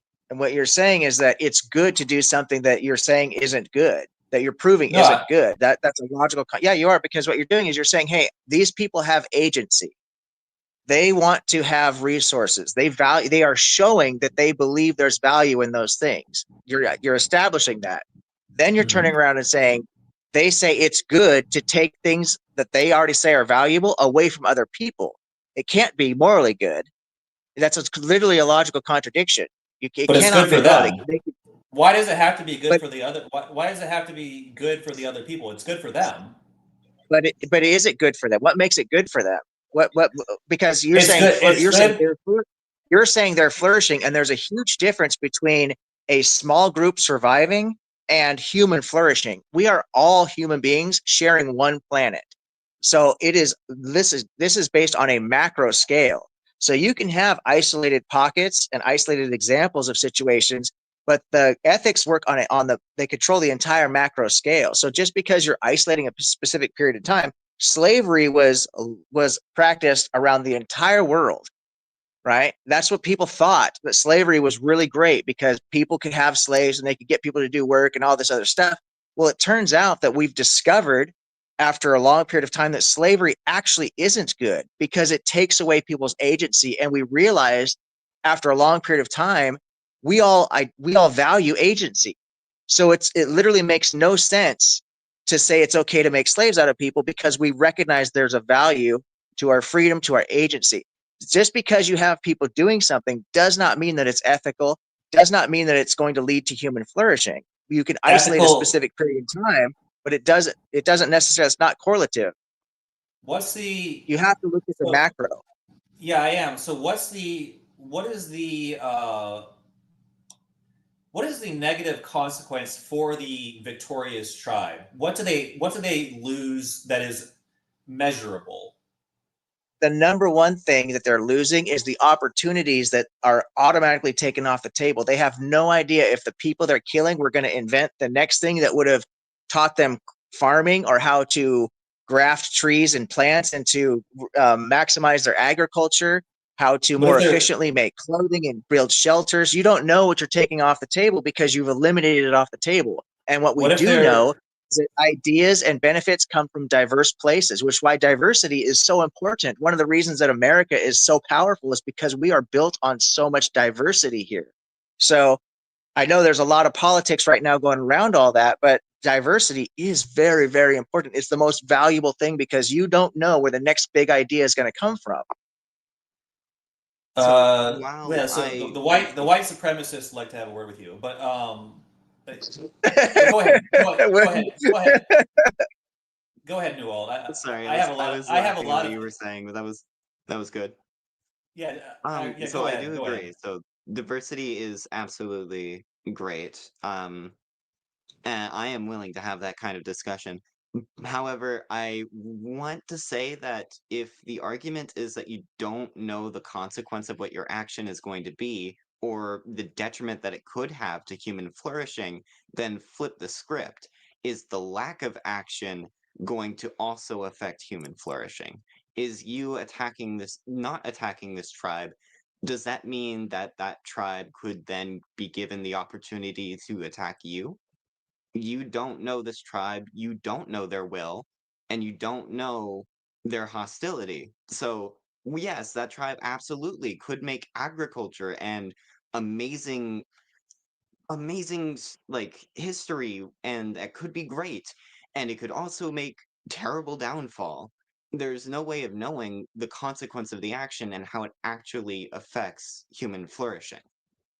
Yeah, no, you're absolutely right. That's a great point. The one thing that I would say to that in response, though, is what I said before is what we do know is that the most effective way for me to get people to behave in the way that I think we should be behaving, in the way that I want myself to ultimately benefit, is to live by example, right? So I don't kill people first and foremost because that's the best way to get people to not kill me.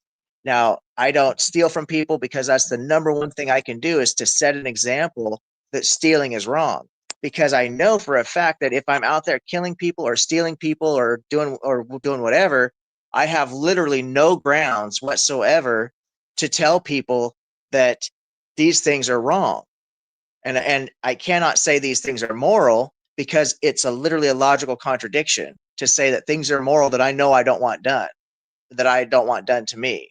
So I could justify might makes right because I'm a selfish and all I care about is gobbling up all the resources for myself, and I want to have a bunch of slaves, and I can do all kinds of different things, but I cannot say with logical consistency that those things are actually morally right or ethical. I can't. That just makes you have a logical contradiction, and logical contradictions cannot exist.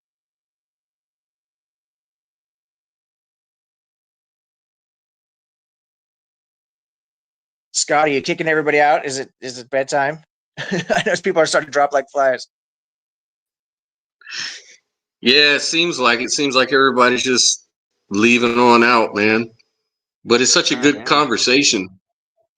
It really You know, is. my thing is like there's like a certain kind of absolute quality to objective morals where you would say, look, either preventing somebody from living their life freely is wrong or it's not. It's really that simple. And then someone could say, well, sometimes preventing people's from exercising their freedom is going to be better for the group. It's going to be better for the whole to do that. So in that case, it's moral. Morality is just relative to the situation. But I would say that it's still immoral, even if it's better for the entire group. It could be argued. I'm not saying I necessarily know this is the case, but you could argue, kind of like Tom Jump argues, that anytime you're imposing your will on somebody else, regardless of the reason, it's always immoral. But it's okay. Sometimes there's called moral justification. So if something is immoral, sometimes you have to do immoral things for the betterment of most people. And someone will say, well, when you do immoral things for the betterment of the greater good, then you have that trolley problem and you're doing the moral thing by doing that. But not really, because you're contradicting, like Objective Ethics said, it still turns into a contradiction. Because if you really went by that whole thing, then anything could be justified to stop somebody from living the way they want to live and holding the. Uh-oh. No, he was right. He was just getting warmed up. No, the other thing I would say, outside, and I hope A's will come back and listen to this because I think it addresses what you're saying. But when you and I were talking about diversity, not only is it a beautiful thing, and I think everyone in this room would agree with us that there's so much beauty in diverse culture, diverse food, diverse art, music. All this diversity is really part of what makes life worth living. What makes life so beautiful. But there's an actual scientific reality. Genetic diversity is the best way that we can defend against unhealthy mutations, right? Because think about, as the gene pool gets smaller and smaller and smaller, your ability to fight diseases gets weaker and weaker and weaker, right? So diversity has so many benefits to it. It's diversity that leads to the flourishing, that's led to human flourishing. I think that's one example of why diversity can be so good. I honestly have always considered diversity the consequence of our own ethics. People actually wanting to come and spend their lives in the place that we have built and make a community in our own communities is a beautiful thing. I think them not only finding comfort, but wanting to, make their world here is amazing. That's that's fantastic to me, and I love it. Um, but that is a little it's a little divorced from what we were talking about prior. I just wanna make sure that I get the objective ethics things down because I got an idea in my mind, and then I think I'll be done in case uh in case Mirror Point needs to Mirror Point needs to end the stream there. So I'll be brief. All right. So, just to be sure, there are logically speaking, there are certain laws to the universe.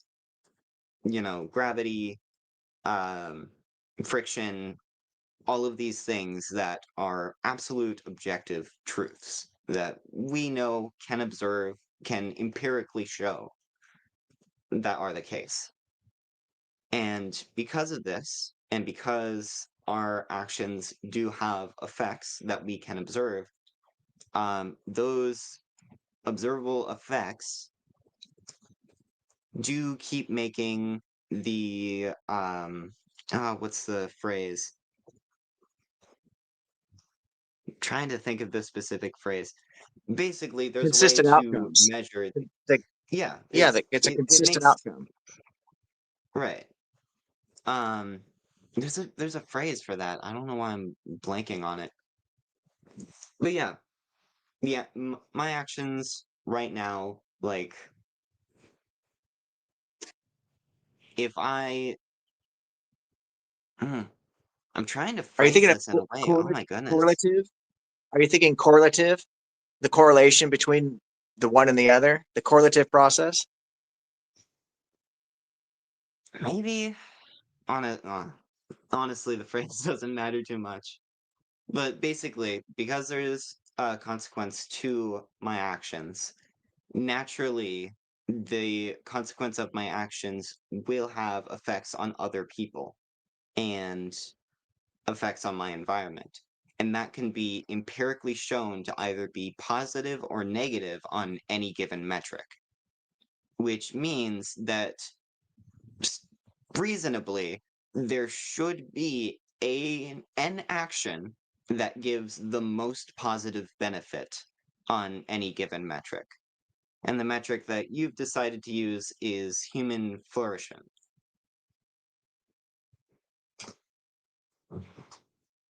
Is that about right? Does that work? That's correct. That's correct. It's absolutely correct. Because these are Awesome. you're absolutely right. Absolutely right. Everything you said was very concise and accurate, and it is the correlative process. And that's the thing I brought up in the debate, is that when it comes to subjective morality, the subjective claim has absolutely no logical way to explain two objective facts. So the objective fact that somebody's murdered, that's an objective fact. We can all look at somebody just got taken off the earth, right? They're gone. That's objectively true.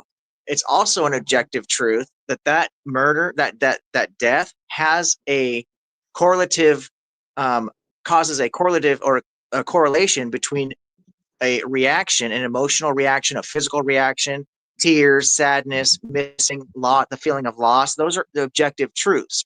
So we have two objective truths that we could look at empirically and observe and universally observe this happening all over the world. And so at that point, then we have to say, well, how does subjective morality actually provide a bridge there? And so far, there hasn't been a philosopher who's put out the bridge for that. It kind of gets hand waved away. This is the best argument against some of this non-cognitive subjective viewpoints. Is exactly what you're pointing out. We have empirical things that we can look at. If we say that the bridge is because it's just wrong to murder people, that's a solid bridge to stand. That makes sense that murdering people causes a negative reaction in the surviving victims. It makes sense that if murder is wrong, we would actually build laws against murder. It would make sense if murder is objectively wrong that we would have universal laws against murder, prohibition against murder. This all makes sense from an objective viewpoint. But if we say it's all subjective, then it literally makes no sense to say, well, why would we have all these laws? Why would everybody who feels loss from a murder victim, why are they crying? Why do we see them objectively? Everybody could look at this person's tears running down their face every time their birthday comes around every year. It reminds them of a person who's been, all these different things come into play. And if we're going to offer an explanation for it, we've got to offer an explanation that's logically sound. So using logic is the best way to explain the fallibility of the subjective viewpoint because of the logical contradictions. But if we want to look at the empirical evidence that substantiates our claims, it's exactly what you're talking about, the correlative process between two objective statements.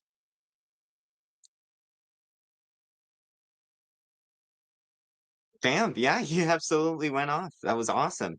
Yeah, I think your method is really solid. I think your methods are really good. Um, the one thing that I wanted to key in on was the metric that you're using, the way that you're judging the actions and whether or not they are ultimately good or bad.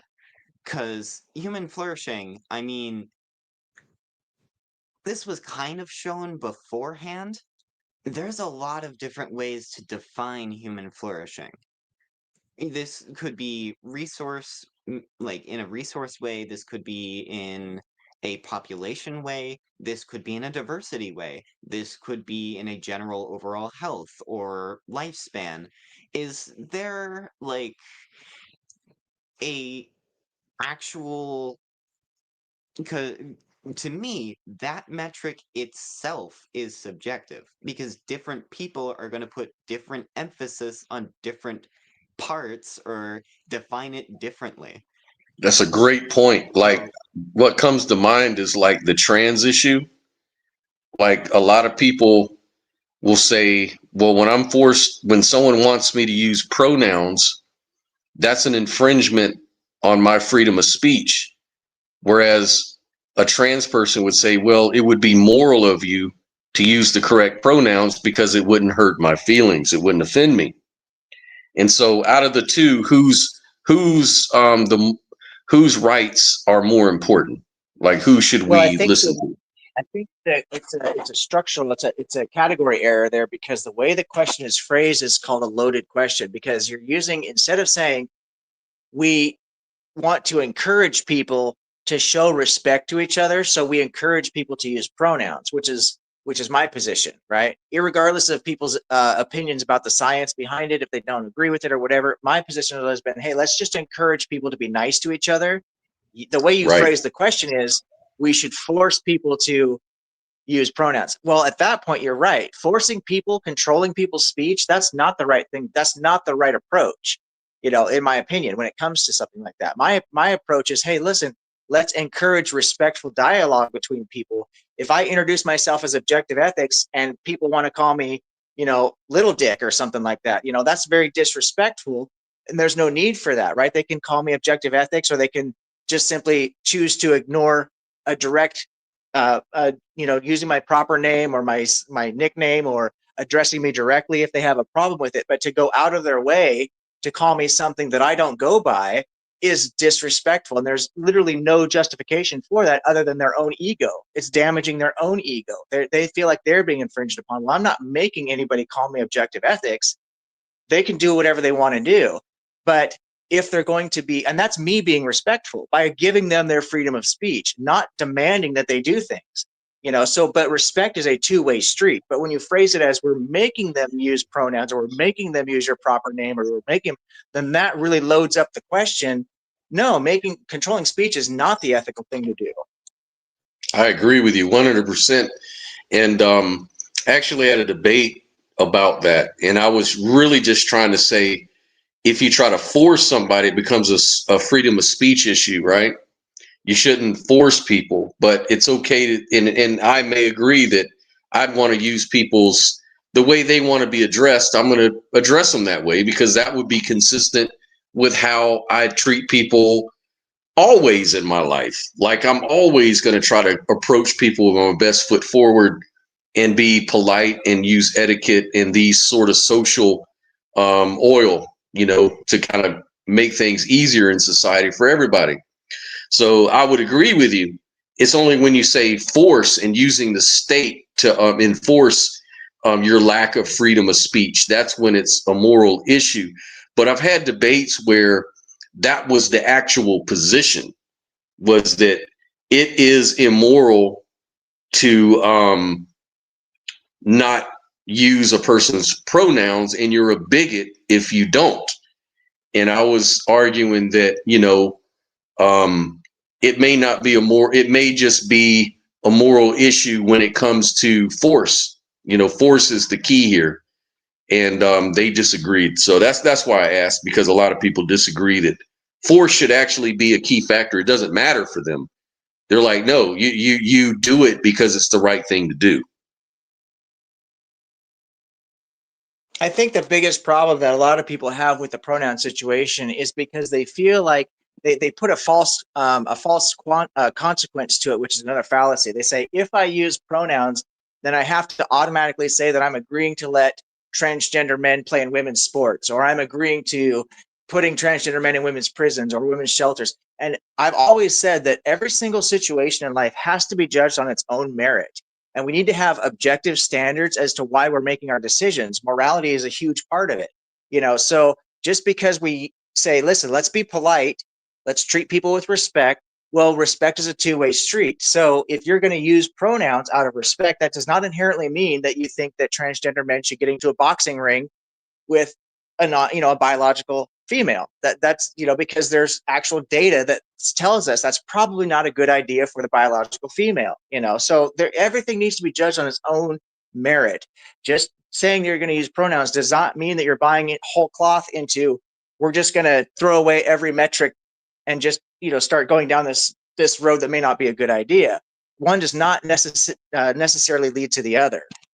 But people take it that way. They feel like if I do this, I'm accepting everything, and it just doesn't have to be that way. But if we're basing it on respect, both sides need to be willing to have an honest conversation about why we maybe shouldn't let transgender females get into the boxing ring with a biological woman. You know what I mean? I mean, both parties have to be willing to be respectful and look at the actual data as to whether that's a good idea or not. Right, and I think that we don't really have to go down the whole rabbit trail of trans rights and stuff like that. I think we can all agree that it's a human rights issue. So I don't even care to argue with it. I'm in full agreement, and I'm the kind of person that uses pronouns for what a person desires. My only issue is when you call someone a bigot when they don't. Not that I don't use pronouns. I do. I like to respect people. But let's imagine that I didn't for reasons. Maybe my understanding of language I'm convinced that the traditional way of using language for whatever reason, and I'm sincerely and genuine about that. Now I understand that language changes and evolves, of course, but it hasn't evolved to that point yet. I mean, it's still at a point where man is synonymous with male, female is synonymous with woman or girl or what have you. And so a lot of people are just used to that vernacular. They're just used to that way of understanding, because if you don't use those words, then words sort of become useless for them. They feel like, well, it becomes nitpicky and kind of controlling in their view.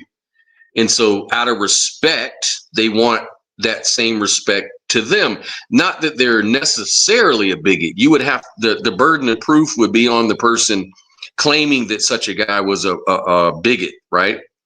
That could be your opinion, but it's not necessarily the truth, and therefore not necessarily immoral necessarily. But it's what people oftentimes argue, and this kind of highlights the trans issue. Really highlights that like, who's moral, who do we respect? Well, why does it have to be like a 1 and 0 switch? It can be a gradient. And situations like that, I think there needs to be a little bit of compromise. Like, replace the pronoun with a name. Say Yeah. your name is Scott. Yes. I've never heard of a Scott, but I've always heard of a Scotty. And whenever I see your name, I'm gonna say Scotty. But you might really dislike the name Scotty. Right. And there needs to be a certain compromise there. I need to work towards being a little bit more lenient towards saying Scott, and I need to make that a habit.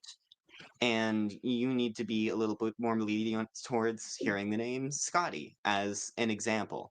And that's generally what's seen in polite society, especially when it comes to pronouns.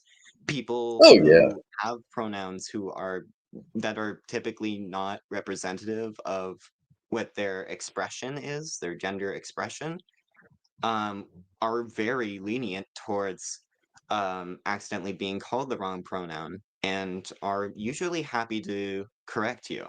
There becomes an issue when someone intentionally uses the wrong pronoun as a means of being derogatory. That's bigotry. Sure, it's still their First Amendment right. They're allowed to say it, but it is absolutely rude. And if, they're going to say that in the public, then they are fully responsible for the consequences of saying it out in the public. Yep, And I agree 100%. all that bigotry. Yep, I totally agree, man. I really agree with that. And like me being an idealist and a non-dualist, like for one thing, I respect all people's experience and take them serious. So if a person experiences their reality as being, a female in a male body, if that's their experience, I have to grant that. I'm not in their mind to say they're just crazy, or this is just dysphoria. This is some kind of mental issue. I'm not a doctor to make that to really make that determination, right? So as a non-dualist, I say it doesn't even matter. Even if it was dysphoria, or even if it was their choice, like they just felt like it today, but maybe they're gender fluid. Tomorrow they're a man, the next day they're a woman, whatever. I don't have a problem with that because it really doesn't matter. For someone like me, I respect everyone's experience, and and the one thing that I strive for is for a more humanitarian sort of goal. Like my goal is that we should seek, the unity and the commonality, of the human race, and really everything on the planet is sort of a interconnected system, right? And so it would obviously be moral to support the system, because by supporting the system, I'm supporting myself and everybody I love too, right? So for me, I don't have a problem with any of that stuff. It's just that, anybody, we can play the dualistic game and look at the other, like always focus on the other. And how are we going to compromise when we all have to share space on this planet? It's very pertinent and very important. But for me, for a guy like me, the non-dual idealistic sort of framework kind of helps decide that answer, anyways, just naturally it all dissolves away into that answer. Well, New Altside put it very succinctly, and I'm glad that they answered before I did, because I'm just thinking to myself, as an independent centrist and really someone who's really more apolitical, because I think the left and the right are both batshit crazy. I just do not understand where these people, so divisive, no compromise, no civility. It just drives me crazy. And one of the things that I observe is that both sides are doing this. So I'm not pointing fingers at one more than the other. I literally see it from both sides. But words like communist and Nazi and transphobe and bigot, all these words should actually have a very important impact on people. We call somebody a racist or a Nazi or something, that should really mean something and carry some weight to it. But because we live in a society where that's the first thing that everybody starts throwing at each other is these drastic accusations that really should have a meaning, because it gets used so frivolously, we're at a point now to where somebody called me a Nazi or a transphobe or a communist, or I literally wouldn't even bat an eyelash. It would mean nothing to me whatsoever, because they just get thrown around. There's no weight behind it anymore. It's like you cry wolf enough times and pretty soon it loses its meaning, So I don't know. That kind of stuff just drives me crazy. I just see both sides doing it to each other. And we should reserve that kind of language for real serious infractions, social infractions. Yeah, it's just, in society, this dual thinking or binary thinking, or however you want to call it, of course, it's the tendency to interpret the world through those rigid, opposites, like you're either with us or against us, like Trump says.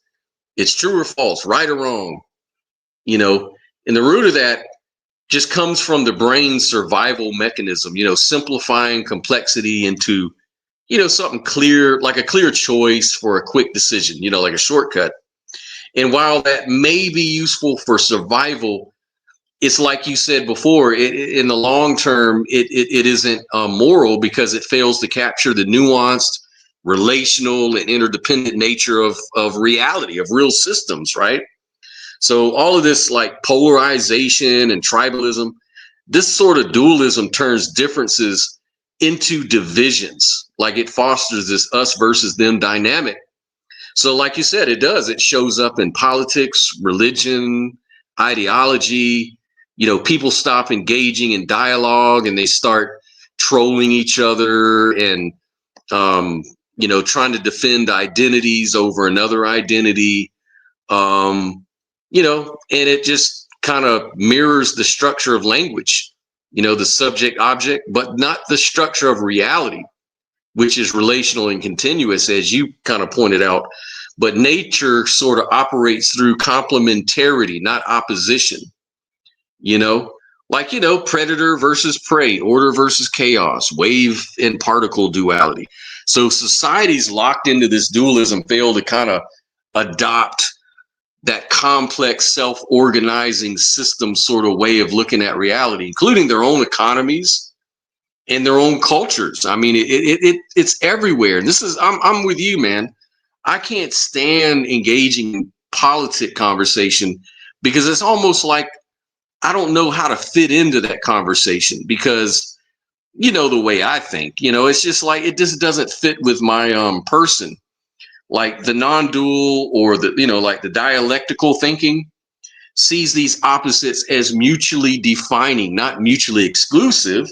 So I don't really see, like, I see the Republicans, they need the Democrats, and the Democrats, they need the Republicans. The atheists need the religious people, and vice versa. Like it's all sort of like balance over dominance is the way I look at it, like coherence over conflict.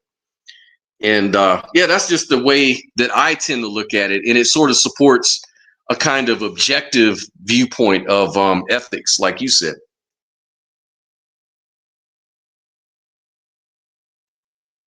Yeah, I think, Scott, I think there's a lot to be said for your non-dualist viewpoint. I have a hard time because I haven't heard the right syllogism for it yet, and there's a lot of arguments to be made from both sides, so I can't really take a solid position. But my own personal feelings, again, I want to make sure we're talking about my feelings, I'm not making a true statement here, but I've always lived my life with the belief system that we are all in it together. And that when I started studying philosophy and learning about like the oneness principle and substantive monism and non-dualism, this actually seems to line up with what I see being the real world that we're living in, that we are literally all connected, that consciousness is probably connected to a certain degree, that that really we're just different attributes of one substance.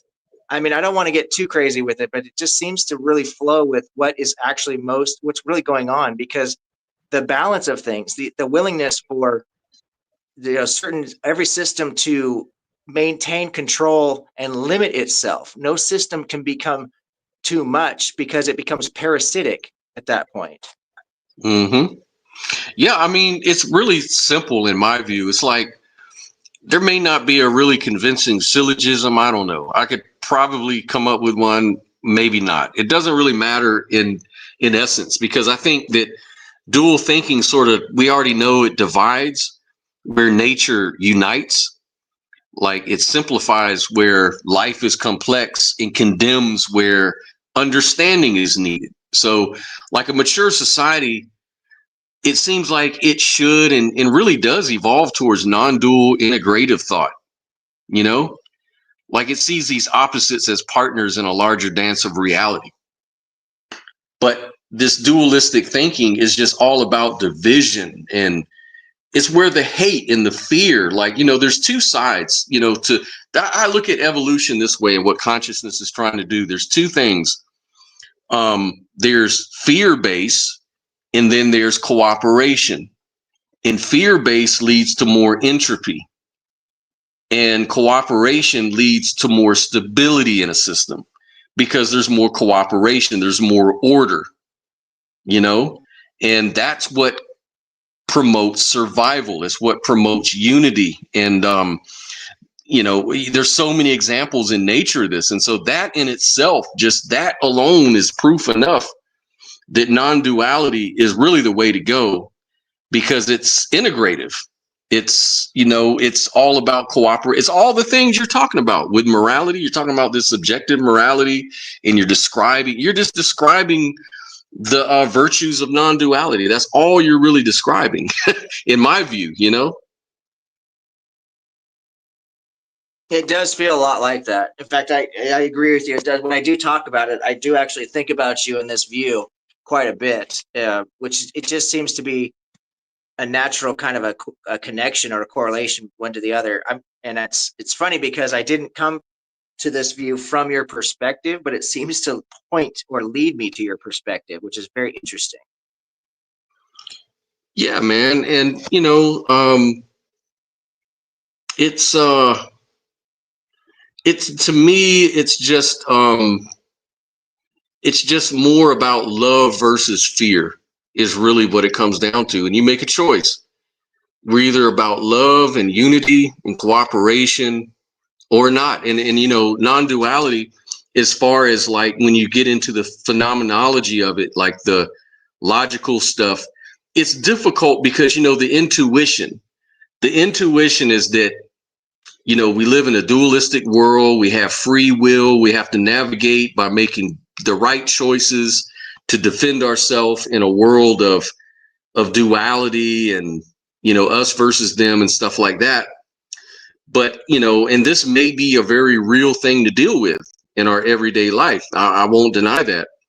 But at the end of the day, all of these sort of appearances, all of these thoughts, all of these observations for everybody collapses into a unified, experience. And with intersubjectivity, this idea that, we all sort of share experiences, like it's called objectivity. Well, this is that field I'm talking about. That's that field of subjectivity that we all can demodulate and share in and have this objective view, but yet it all dissolves into one experience, one, flowing, seamless experience, logically. And so it's not intuitive, though. That much I'll give you. But free will is not intuitive either. Objective ethics are not, objective morality, rather, that's not intuitive for some people. It just seems so apparent that our morals come from our feelings about stuff, and our feelings about stuff seems to be obviously divided among a lot of people. But it's so easy to kind of just run with that without really thinking about it. And you've put a lot of thought into it. You're able to actually dig deeper and kind of see a deeper truth that shows that there is this objective, standard in nature itself for that. And that ties in with consciousness, because that's where all morality and ethics come from. So there is a component where consciousness is tied directly to this objective, unified, universal morality, obviously. Well, one of the reasons why I feel like I landed that debate, I mean, I think it was a great debate. It was well fought on both sides. But I think that when it comes down to the technical aspects of it, ultimately, that is exactly the primary argument that I hear about subjective morality comes from a position of personal incredulity towards objective morality. People just don't want to believe it, or they just can't wrap their head around the fact that their emotions aren't the arbiter of truth. And I hate to say it like that because it sounds so degrading, but that's the only way to put it. And Tom, in his debate, in the way that he structured his arguments, I raised the problems with the subjective argument, like I mentioned tonight in this conversation.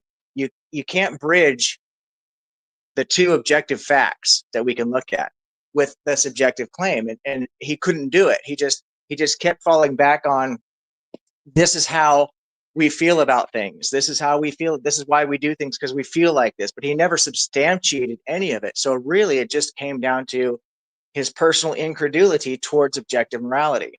It wasn't really a substantiated argument, in my opinion.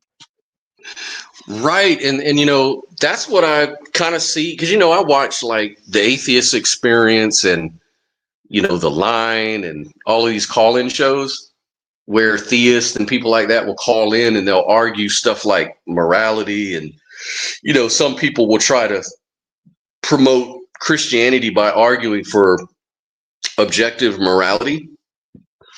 And so the arguments are so common against the objective morals. Like if you watch any of those shows, like and their whole argument is it's all based on feeling. They don't really have a substantial grounding for subjective morality, other than to say my opinion, my feelings, because that's what subjectivity is.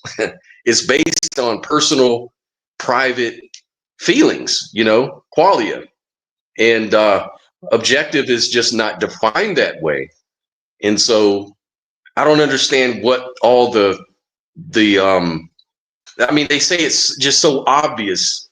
They treat it like it's so obvious that morals are subjective that they don't even think about it twice because they're so indoctrinated into that belief system that they're not even listening to what anyone has to say about that. Like, I'm sure if you would have called into the atheist experience with your arguments and stuff, they would just dismiss you and hang up on you. They would, Oh, they'd hang up on me. They'd block me. They'd probably curse me out on the way out.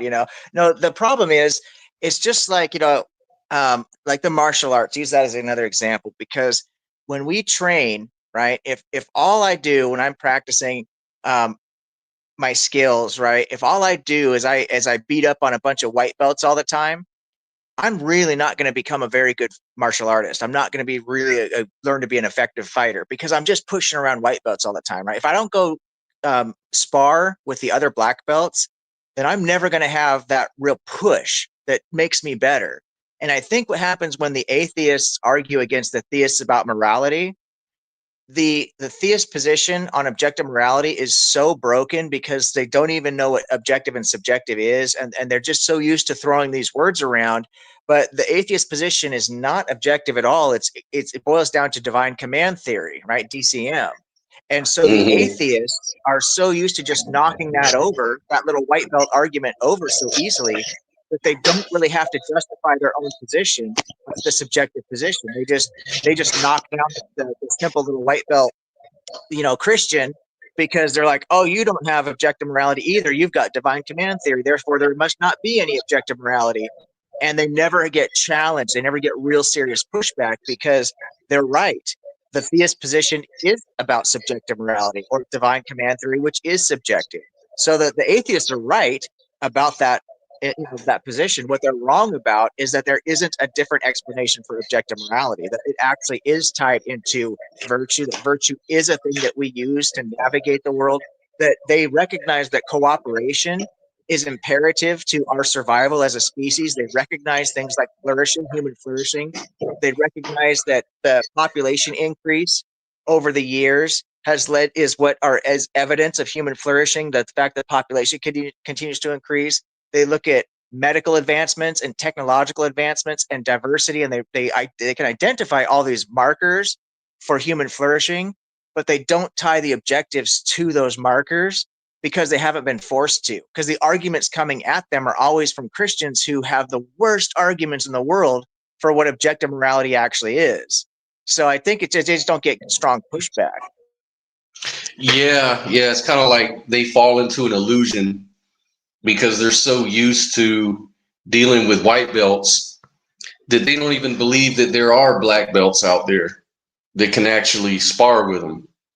And they'll never, in any time a black belt does show up at their door, well, they just overtalk them or laugh at them and laugh them off stage, cuss them out and block them, like you said. I noticed that. And that's part of the reason why I don't like where the atheist movement has gone. It's become more of just trying to cook people that call in. Like, let's just cook people. Let's just not give them a chance. Let's just make the questions very yes or no. No, let's not give them a chance for nuance. Let's just corner them in and frame the argument the way we want to and not have an actual discussion. Yep. We just want to be able to cook that motherfucker live on TV. And once we're done with him, next, let's get the next Christian in here to do the same thing. And it gets a lot of likes. It gets a lot of subscribers. It pays the bills. And that's the real motivation for these people. So you wouldn't ever want to call into a show like the Atheist Experience and really think that it's about truth. It ain't about truth. It's about money. These people make their living by cooking theists. That's it. They don't It's want to talk literally about philosophy. They don't want to talk it's about none of literally that like shit. it's like the WWF professional wrestling of mixed martial arts. It's it's all choreographed, it's all set up for it's all a gimmick, it's all gimmicky.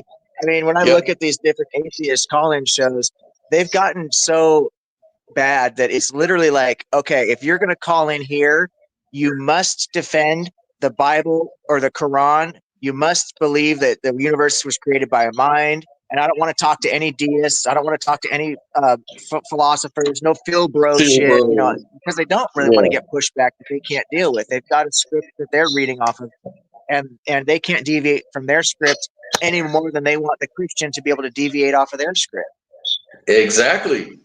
And see, that's unfortunate. That's not helping people learn and progress in society. It's really just ego. It's just more ego games. And even the theists that call in, they all have egos too, and they want to be right and they want to cook the atheists. I mean, that's just kind of where we've devolved with these echo chambers and tribalism that we see in society. It's just more that, dichotomous thinking, not able to look at the nuance and try to see how it could work. Like, let's try to see how it could make sense. Maybe I don't believe it, but maybe I can make it. Maybe I can understand how someone could connect those dots. And there's instances where it's not. I'm not saying that, we have to do that with everybody. Like, there's certain times when Christians are just fucking wrong. Slavery is just fucking wrong. Okay.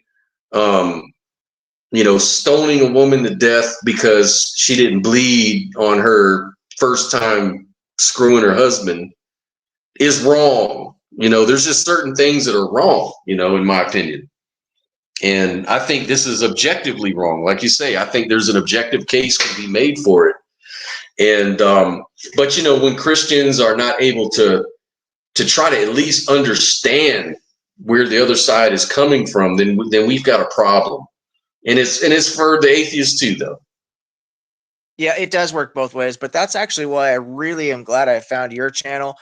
Brooklyn Lou, he, A's Philosophy, the guy that came in here for a Christian, and he is pretty firm in certain beliefs, but he is, I mean, like he told you himself, and I told you, he's not a typical Christian. He will accept biblical errancy. You've got to convince him, though. You've got to, your argument has to be good. He's gonna test you, but he's not gonna hide behind, oh well, the Bible can't be wrong bullshit. You know what I mean? So I really respect that about him, and I try to surround myself with people who are at least attempting to substantiate their arguments based on what's true, who's trying to look at evidence. And I'm not saying that A's doesn't have some beliefs that I think are just crazy, because I just don't agree with everything he believes. But compared to other Christians that I talk to, he's far more in middle road because of rejecting Paul, rejecting the Trinity, rejecting biblical inerrancy. You know what I mean? That's a huge step towards the middle that a lot of Christians are not able to. I met A Philosophy a while back on Lou's channel because one day I called in and I had a discussion with A Philosophy, and we were actually talking about non-duality, and we were talking about, I was talking about how possibly you could actually fit a version of Christianity into a non-dualistic framework, and I was kind of like talking to him about that, and he was very surprised to hear that from an unbeliever, and I was trying to tell him back then, I was like, for me, I really don't know what an extraordinary belief is. Like, how everybody's all about extraordinary claims require extraordinary evidence. For me, I'm just not surprised at anything. Like, for me, if it turned out that there's a God, that wouldn't surprise me necessarily. I wouldn't be all that surprised. If it turned out aliens were visiting the earth, as they keep saying, a lot of people keep claiming that, right? I mean, I may not believe that now, but if it turned out that it was true, I'd be like, okay, so what? Like, like, for me, there's just evidence. Just present any evidence. It's like, you don't need extraordinary evidence. I don't even know what that really means. I take it that they mean that the evidence should match the claim. But all that means to me is that if I say I can fly, then I should be able to demonstrate that I can fly. Pretty much. I don't say that's extraordinary. I just say that's just evidence that matches the claim. That's the way I put it. But a lot of people, this sort of encourages this incredulity you were talking about. Like they'll say, like a theist could say, well, the evolution story sounds so far-fetched, it's crazy to my sensibilities. And to be honest, it does sound crazy at first face value if you didn't know anything about biology at all. Imagine, or imagine you went back in time and you showed somebody from the 15th century a cell phone, right? It would blow their mind, and if you were to even describe, let's say you didn't show them that, you just described it, they wouldn't believe you. It'd be incredible. It'd be extraordinary, right? But we know these things actually exist. So it's really not that extraordinary. You just need to present evidence for your claim. That's all. Yeah, I agree with what you said, because the statement extraordinary claims require extraordinary evidence, it's a very catchy phrase. I think Sam Harris or maybe Hitchens, I can't remember, one of those guys actually said it, really coined the phrase, but that's not Carl true Sagan. at all. Yeah. Carl Sagan. Okay, yeah. Extraordinary claims. Yeah, you can have extraordinary claims, but all claims technically just require evidence. There's no such thing as extraordinary evidence. It's just evidence, The claim could be extraordinary, Right, but the evidence can be mundane. It's just evidence. Yeah, because I'm suspicious of that. It just sounds suspicious. It's almost like you're smuggling in some kind of incredulity from the beginning. It's almost like, I'm saying, well, actually, we evolved from microscopic single cell organisms. Somebody'd say, man, that's crazy. I've never seen a microscopic organism give birth to an elephant. So to me, you're just full of shit, and at face value, that makes sense. But maybe if you learned a little bit more about what I'm actually talking about, it'll all make sense in the end.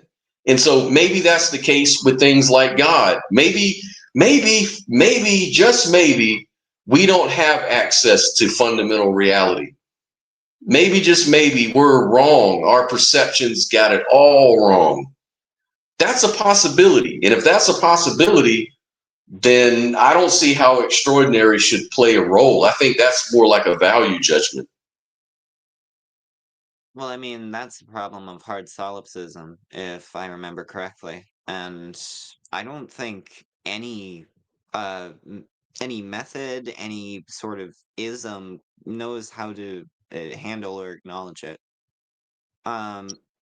Yep. Which is it's definitely an interesting thought process. What I was gonna say is that I always figured, on the basis of empiricism, that evidence had a sort of hierarchy to it.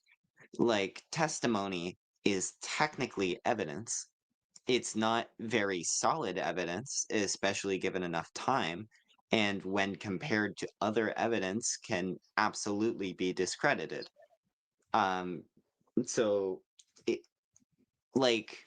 let's take one that I know you two love talking about, the flood, the Great Flood. There's a bunch of testimonies. There's a lot of testimonial evidence in many books, not just the Bible, that claims that there was a worldwide flood that ravaged and wrecked everything. And there were very few survivors.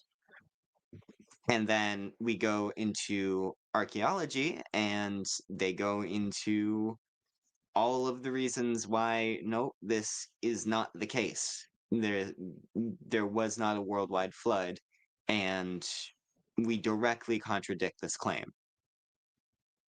There's a hierarchy of evidence there. I absolutely trust the archaeologist who is able to show me the fossil record, for example, compared to the testimony of a book from thousands of years ago.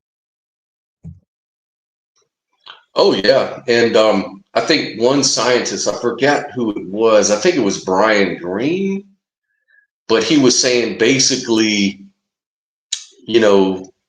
science, religion, legends, mythology, things like that are just really, even science, are all just storytelling.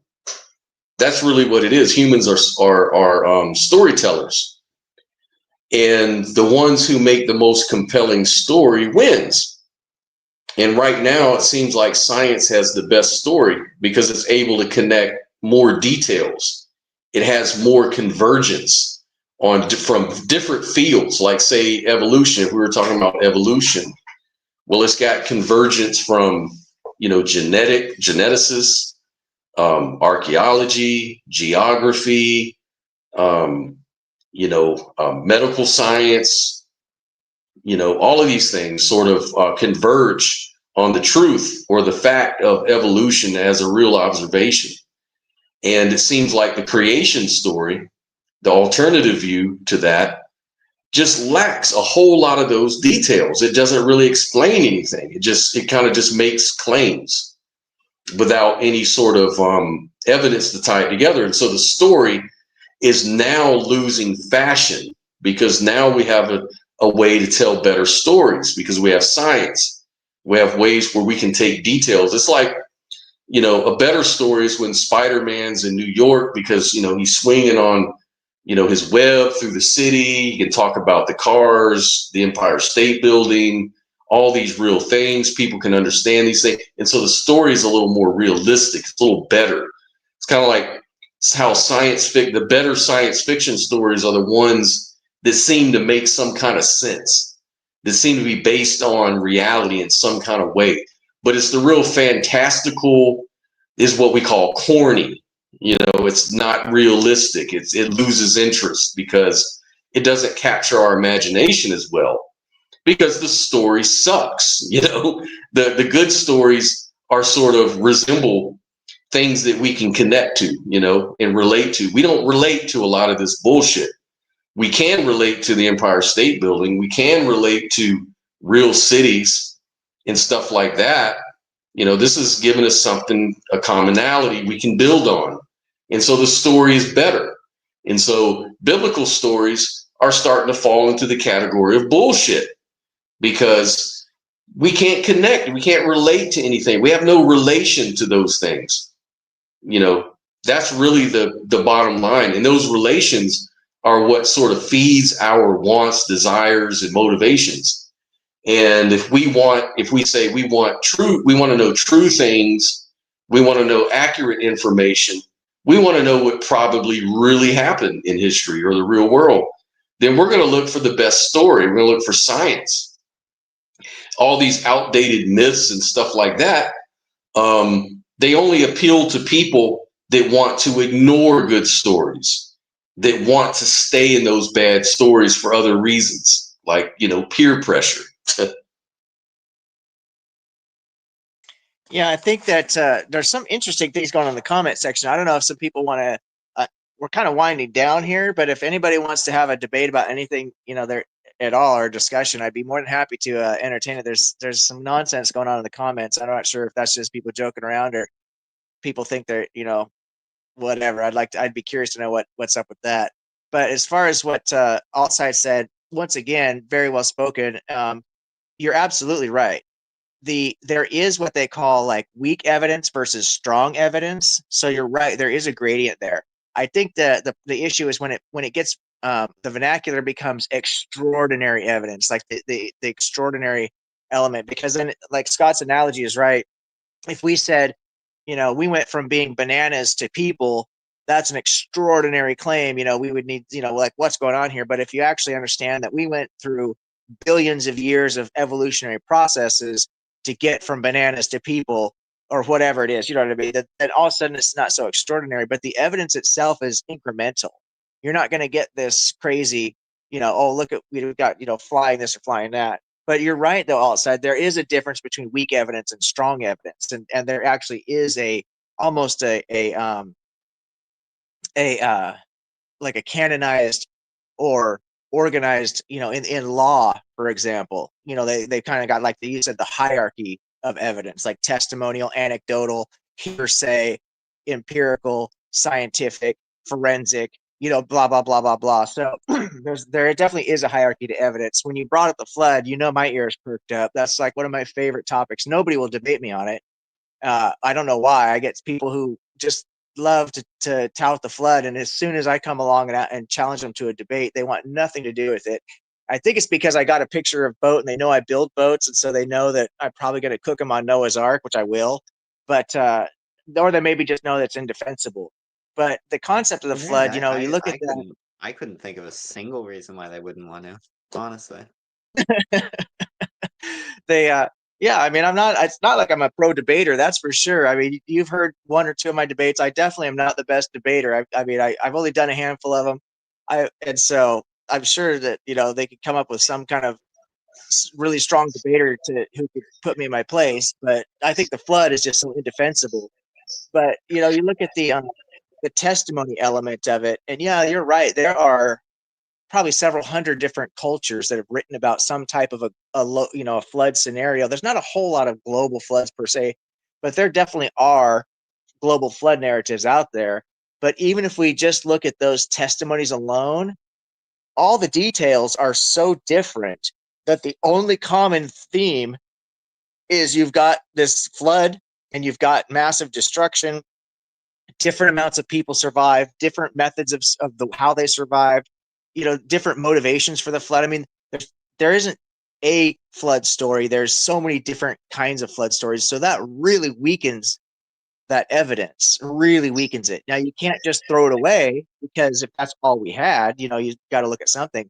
But because we have the geological record, right? We've got the stratospheric record. We've got the zoology, right? We've got the flora and the fauna.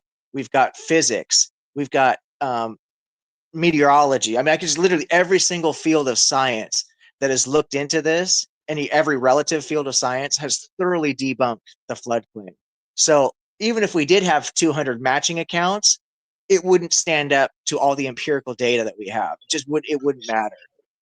But the Grand Canyon. What about the Grand Canyon? What about the smooth stones? You can't get a round rock unless you have a global flood, man. Yeah. What about the oyster shells on the top of the mountains that were open? That's like what I literally explained that to A's. A's, he's like, "How did the shells get there?" I said, "Well, this is how mountains are made." And I explained the whole process of those mountains used to be underwater, where the sea creatures died. When they lived underwater, coincidentally enough. And as the mountain formed, it pushed all that up. And he's like, "That's impossible. You couldn't do that without destroying the shells." I was like, "No, of course not. This happens a few centimeters, a few inches a year. It's a very slow process." And he tried to draw an analogy of two trains crashing together, right? Like for the plates. I'm like, dude, if those two trains just got pushed together like 1 inch a year, that slowly, you don't have all the same impact and all the same, destruction going on, because you have such different forces. The physics are completely different. If those mountains got formed in an instant, then you're absolutely right. Everything would have been pulverized because of the heat it would have generated and stuff. But that's not how it happened. It happened very, very slowly. So I went to my brother's house, and my nephew has a sandbox out back, and my sister-in-law happened to have made cupcake, right? So she offered me a cupcake. I don't eat sweets. I don't eat junk food. So I took the cupcake out back. She was so pissed. Took the cupcake out back, and I put it in the sandbox, and I grabbed a planing stick, and I just slowly, as slow as I could possibly do it, just scooped and piled the sand up, right? Till eventually I made this mound over the cupcake. I undug the cupcake, and it was perfect condition. All the little sprinkles were still there, everything. And I completely covered it with sand and pushed it across the sandbox. But if you do it slow enough, right, it doesn't destroy everything as if it was just collided together.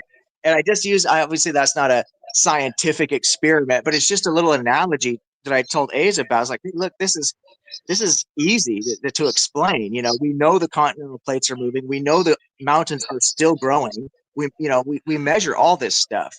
So of course this is how it could happen. But whatever. Yeah.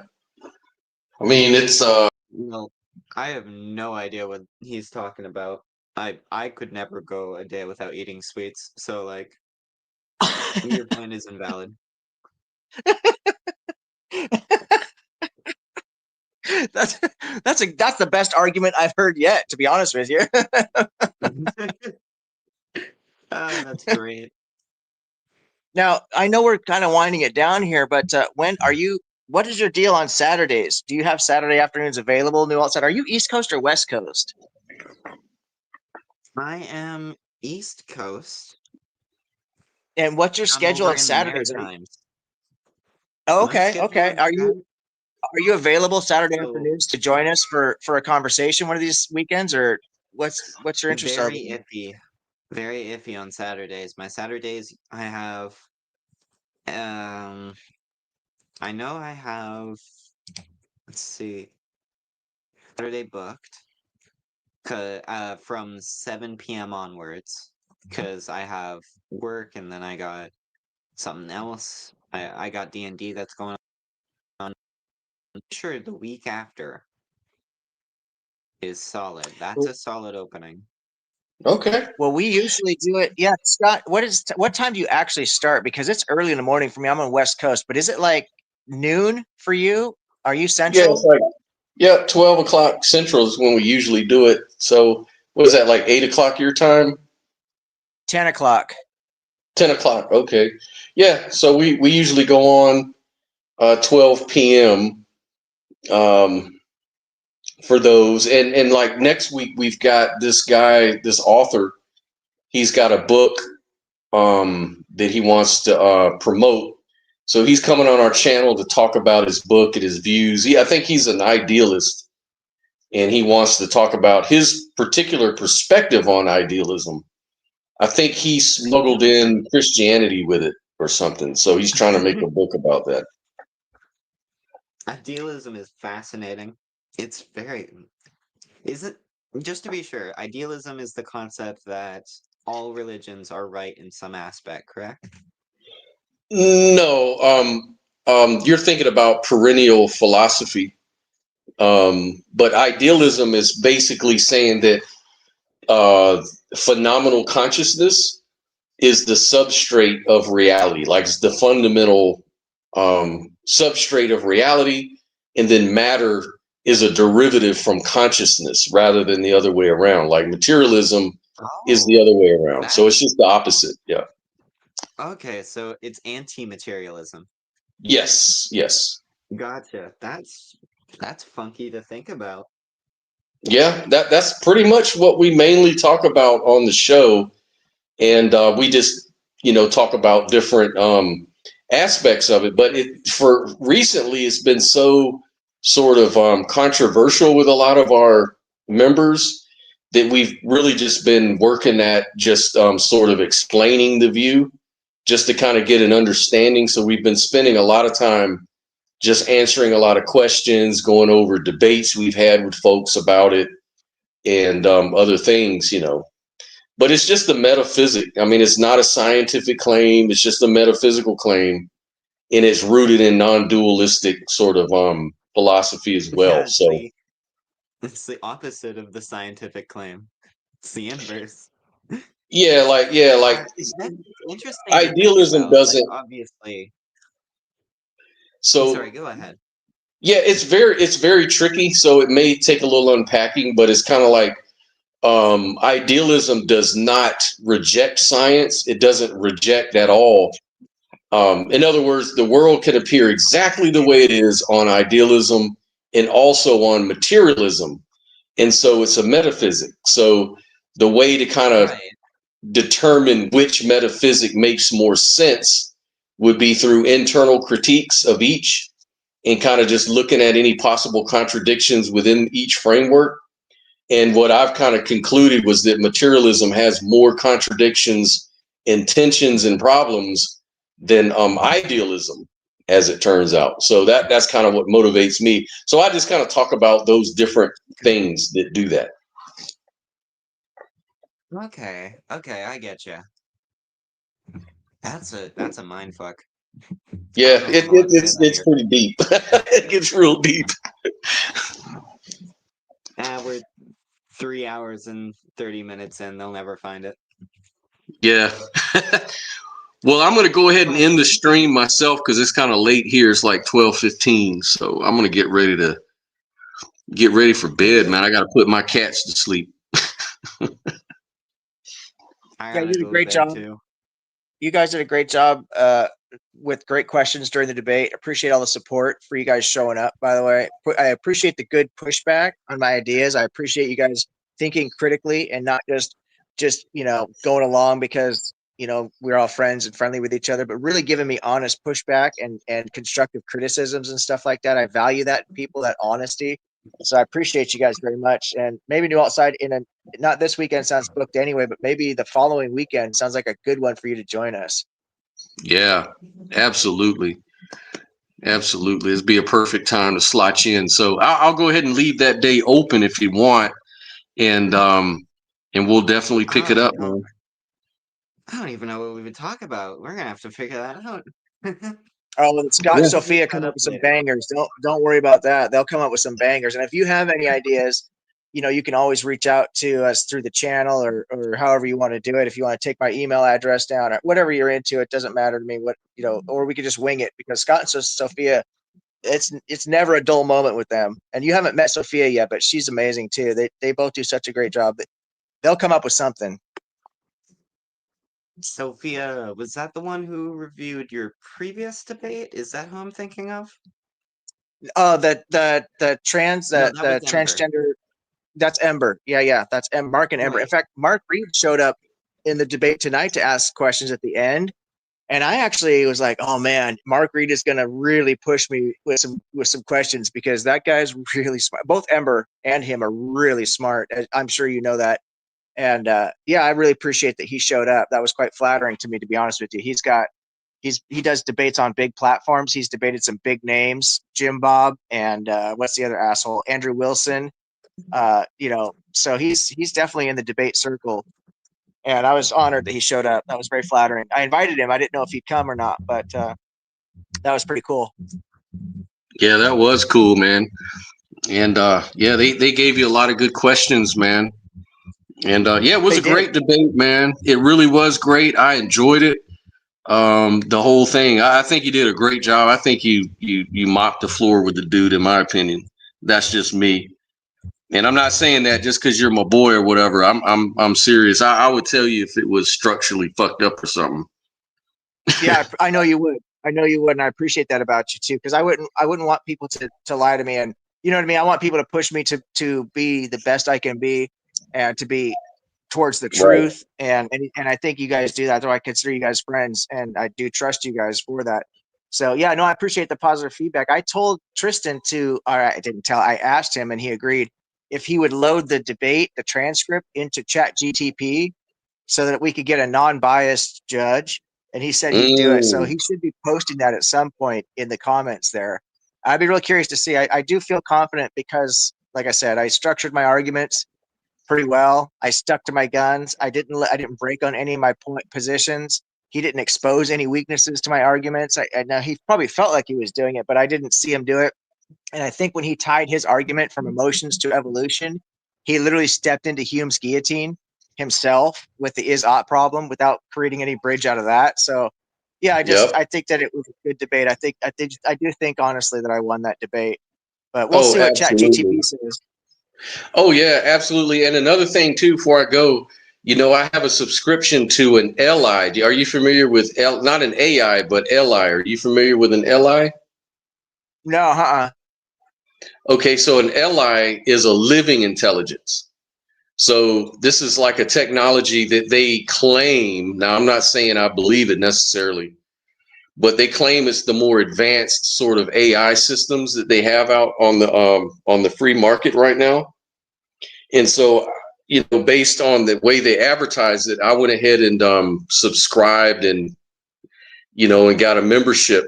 And so I have an LI bot, and what she can do is she can listen into the debate, and she'll listen to every word. And then after the debate's over, she'll let you know who won and why. Hey, can you load that debate into that? I'd love to get the feedback, because I really want an impartial opinion, because my first debate that I got into, I got into the Think Institute against a major Christian apologist. What the hell is that guy's name? Matt Slick. And I didn't even really, yeah. I didn't even really, the only reason I did it this is my first, I'd never even been in a formal debate before. I just did that because I was listening to these guys and they had like an open mic debate situation. And, oh, that feedback is, can you hear me? Oh, there we go. Yeah, I there was like an open mic situation and they were challenging people to like 15-minute debates and atheists were getting in there and it was so rude. They were just being, the Christians and the atheists both were just being so rude to each other. And I was listening going, God, this is embarrassing for both parties.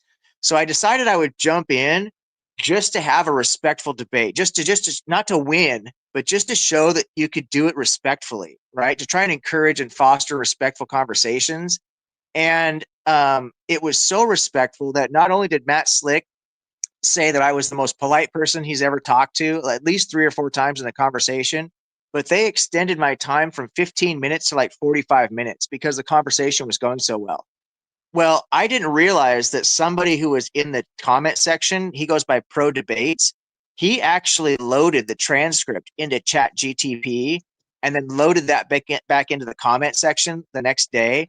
And I guess I had one of the highest scores of any debater. In fact, I was very close to first place. And I destroyed Matt Slick. I got an 8 out of 10, and the highest score was only 9 out of 10. So I was right there. And Matt got a 4 out of 10. So I literally mopped the floor with it according to Chat GTP. And I thought it was great that it was, yeah, because if the audience, it's a total Christian audience on that platform. If they would have voted on that, nobody would have voted for me. You know what I mean? So I think it's a great way to do it.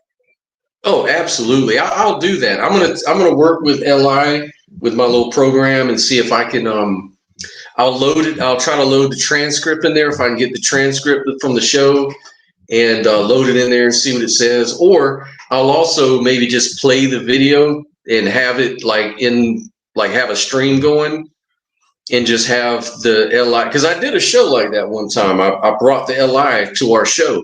So it was me, Sophia, and LI. And we just had a big conversation. And the LI kept trying to convince us it was conscious. and we fucking debated it. Like we were trying to, get into the descriptions and definitions. And we finally whittled it down to where the thing admitted it wasn't conscious at all. That's awesome. But it took a lot. It took a lot of argumentation because it was pretty stubborn. Yeah, man, I'd be grateful. I'd be grateful. That sounds concerning, but I know a Midwestern goodbye when I hear one, so I'm gonna dip. Love you guys, platonically, of course. See you soon. All right, we'll see you, man. Thank you. All right, I'm gonna go ahead and end the stream myself because I'm getting kind of burned out. So I think it's time for us to do that, and we'll definitely pick this up, man. Stay in touch, and let's look forward to the next event. And if anything transpires, like different platforms, if you're coming on Lou's channel or something, or anybody else's channel, let me know, man. Maybe I'll jump in too with you. Yeah, I definitely will do that. I'm looking for, I got the Kentucky Atheist said he would be willing to collab. I got Trust But Verify said he wanted to do a collab. Lou said he wanted to do a collab. It seems like I'm missing a couple names. A's Philosophy was one of the guys I was going to talk to. He's got a channel. There's Nathaniel's got a channel. So I got a handful of people that have already said, yeah, we'd like to do something together. So we just got to coordinate, figure out how we want to do it, what topic we want to handle. Obviously, finding a topic that's going to be amicable to the, you know what I mean? So if we go on to A's channel, we don't want to get into biblical inerrancy or something stupid like that. We want to talk more about consciousness, or, you know what I mean? Like we want to make it all make sense. You know what I mean? So we just got to figure it all out. But there's a number of people that responded already. Oh, perfect, man. All right, well, sounds like a plan, man. I'm gonna go ahead and shuffle on off to my bed, man, and call it a night.